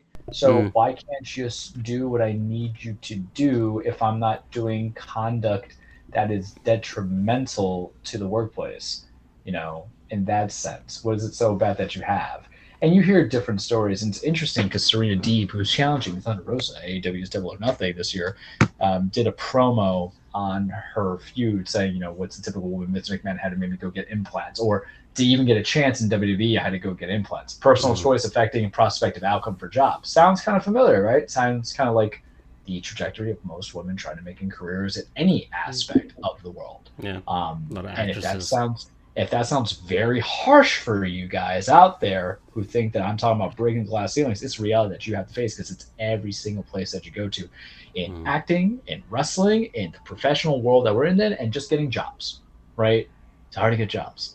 But on Vince's mindset, my mentality would be like, all right, so you're being insubordinate. You're wanting to leave. I'm paying you money. I gave you a WrestleMania win. I'm doing something that even though you're not winning the main titles or establishing the tag team creative control and everything like that, I'm giving you television time. And you know what the most important thing as a wrestler would be to me if I went to the wrestling business? Not if I'm known for my cool finisher. I'll be honest with you. I wouldn't care about that. It's about, am I getting that TV time? Am I on that pay-per-view? Or am I just sitting in the back and catering, eating lemon pepper and carbonated soda? To grow that What brand. do you think? Yeah, it's all about that brand being out there. And I'll tell you right now, I don't care if I'm going out and this is because how do you like your wrestling? The same thing as if you're a wrestler, what kind of wrestler do you want to be? What kind of performer do you want to be? Because if I'm out there 100 times and I'm just laying on my back, taking the pin, being a jobber, I'm going to be the best damn jobber that's out there, right? If I'm a comedy act, maybe that's what my skill suits are. And you don't know what it is, but I think part of the issue, and this is just me now going to the culture, is some of these signees were from the Indies or from NXT, which Triple H groomed it very differently in comparison to what it actually is. And Vince's main roster, where you can have serious characters get put into a comedy gimmick, chasing a championships, the 24/7 title. People get renamed all the damn time now. You know, it made people that we knew that they renamed them going from there. And the only time it's working with the Elias Ezekiel storyline, but they'll rechange people that you were in NXT. And then they'll change something. Like even when they don't make the miles change, like Bobby Roode coming to NXT, and then they change it to Robert Roode. Little weird shit like that. And then there's a few other ones that are escaping me right now. But those are the examples that you have. Or Keith Lee, and they try to reintroduce you. Why? Because it's a stage show. The WWE style is more about characters and just, you know, merchandise. You want your serious wrestling. And maybe that's where these women want to go to. Maybe that's what Naomi and Sasha Banks want to do. They're saying, hey, I paid my dues, I did whatever, I don't like this, I want to see what the if the grass is green on the other side. And I think in support of the performer, you should see if that grass is greener, because we all want to quit our jobs because it's indentured servitude if you won't release us from our contracts. Yeah, you can do the non-compete. The non-compete is standard. But here's the thing, guys, is that what Vince is doing is saying, no. If you're going to cause an uprising like this and just say these titles don't mean anything, we're out, I'm going to penalize you in the worst way so no one else does it, because there has to be a lesson being taught, right? Every party needs a pooper, and someone brought you party pooper. That's the mentality that comes in. Vince ain't going to have it. So instead of firing them, paying them to come at home and do the 9-day release, you just freeze that contract. You keep them. And then because I think if you make amends, or if you approach it in a different manner, maybe Vince gives you one. He released Toni Storm. Either he didn't see value in her, or maybe he felt that she was truly unhappy and just released her and let the non-compete go. Or then come Black Friday or Black Monday, when everybody just gets fired and released and they're still under non-compete. But as someone who, if I did a business, you know, it's like, if this is going to help you and if you did me dirty, I'm going to do you dirty. And a walkout is dirty on both sides. It's the same thing with labor strikes. It's dirty on both sides. There's no heroes. I'm not talking about labor strikes in sports. What about labor strikes, guys? Where you're picketing and you're outside and doing all that stuff. The basketball cats, they're all entitled when they talk about lockouts, right? They're not the ones getting hosed outside for trying to picket for natural work rights. But it's a dirty side. So if they started dirty, he's going to do it dirty a little bit. It's expected, too. It's weird. More to come on that. Let's go into shift over to AEW Double or Nothing for time. Am I going to buy it? Maybe. $50 is harder for this card because I'm not exactly hyped for 2/3 of this card. I am hyped for Adam Page versus CM Punk. They're beating the hell out of each other's boys and like stealing each other's finishing moves. I love that ish. That's good. I'm about that. I'm about to a degree House of Black versus Death Triangle, because it's been a long feud that they've kind of gestated, and Pac is finally back. There's some visa issues and COVID and stuff like that, and Ray Phoenix was hurt. But House of Black is Malachi Black, formerly known as Aleister Black, Buddy Matthews, formerly known as Buddy Murphy over in WWE, and Brody King versus Pac, Penta Escura, who used to be Penta Zé Remedio, and they changed his name 50 times, and Ray Phoenix. Trios matches could be fun. You want good wrestling on pay-per-views. AEW doesn't do like a super amount of character work. It's just more wrestling in and of itself.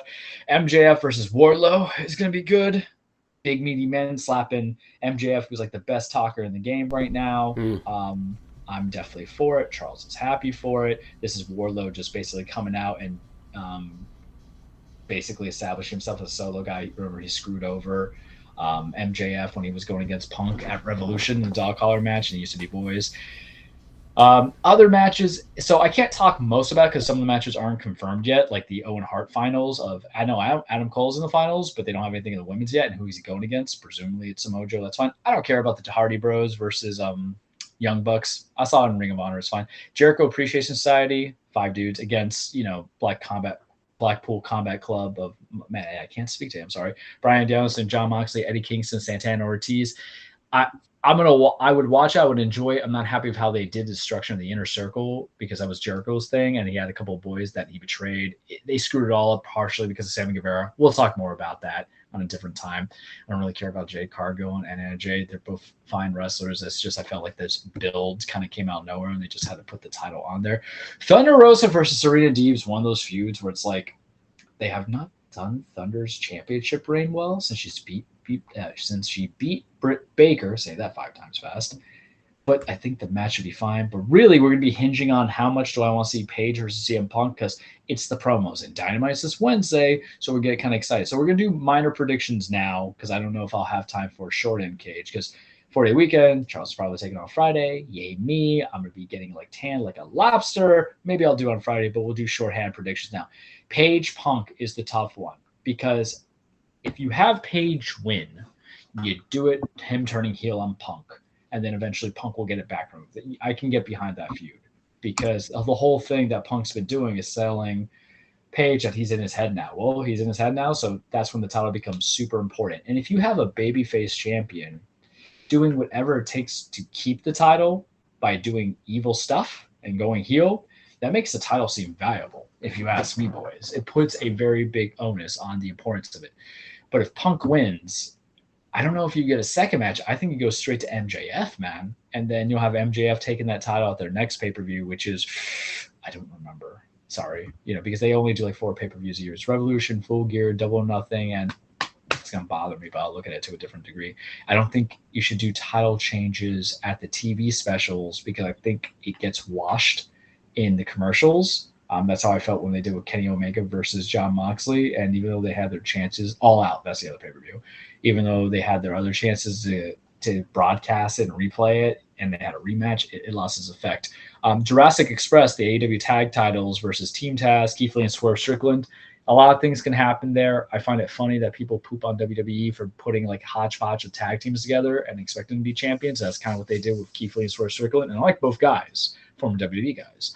Well, actually, the former indie guys who got signed by WWE, they were royally screwed over by Vincent Kennedy McMahon. That's how we'll phrase it. But it would feel kind of improper if they won the championships versus Team Taz, Ricky Starks, and Powerhouse Hobbs, who have been in a stable for a very long time. Hardys and Young Bucks. Hardys win. You're going to get some dissension with the Young Bucks going from there. Jericho Appreciation Society versus the collage of 5 men that I talked to you about, Anarchy in the Arena match. They haven't defined what it is. I'm guessing it's no holds barred with 10 men.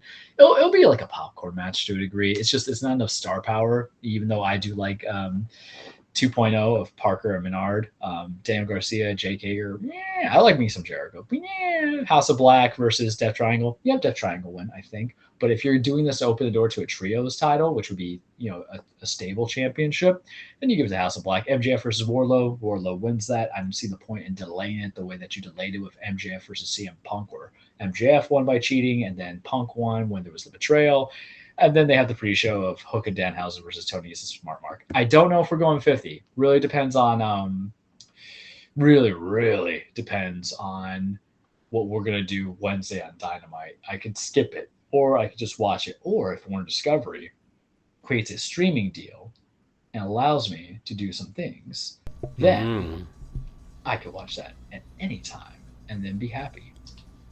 So that's all I got for you this week on the cage, which was brief, like 20 minutes, I think. So we did it. We did it, kids. Yeah. We did it. We're going to be concise and run on tangents and play video games at the same time. All right, guys. So that's it for today. We kind of get through everything. It's 2 hours and 4 minutes. So we talked about pretty much everything we wanted to talk about, and we didn't mention basketball. So we don't have to. Everybody's just crowned the Boston Celtics, yeah, even though the Warriors. The 5-second thing I'll say to you about basketball is this: God damn, the Warriors are scary. You put Steve Kerr on the Pantheon. He's on the Greg Popovich, Pat Riley, Phil Jackson. Because yes, he has Clay and Curry, but this is just a whole different dynamic. And Green, but it's a whole different dynamic. And I just don't see how they lose. They get a little lazy, but they came back from like down 20 and won. Yep. And it's going to be a sweep tonight, man. Yep. All right, so that's it. See you guys next week. Bye-bye. Peace. Take care.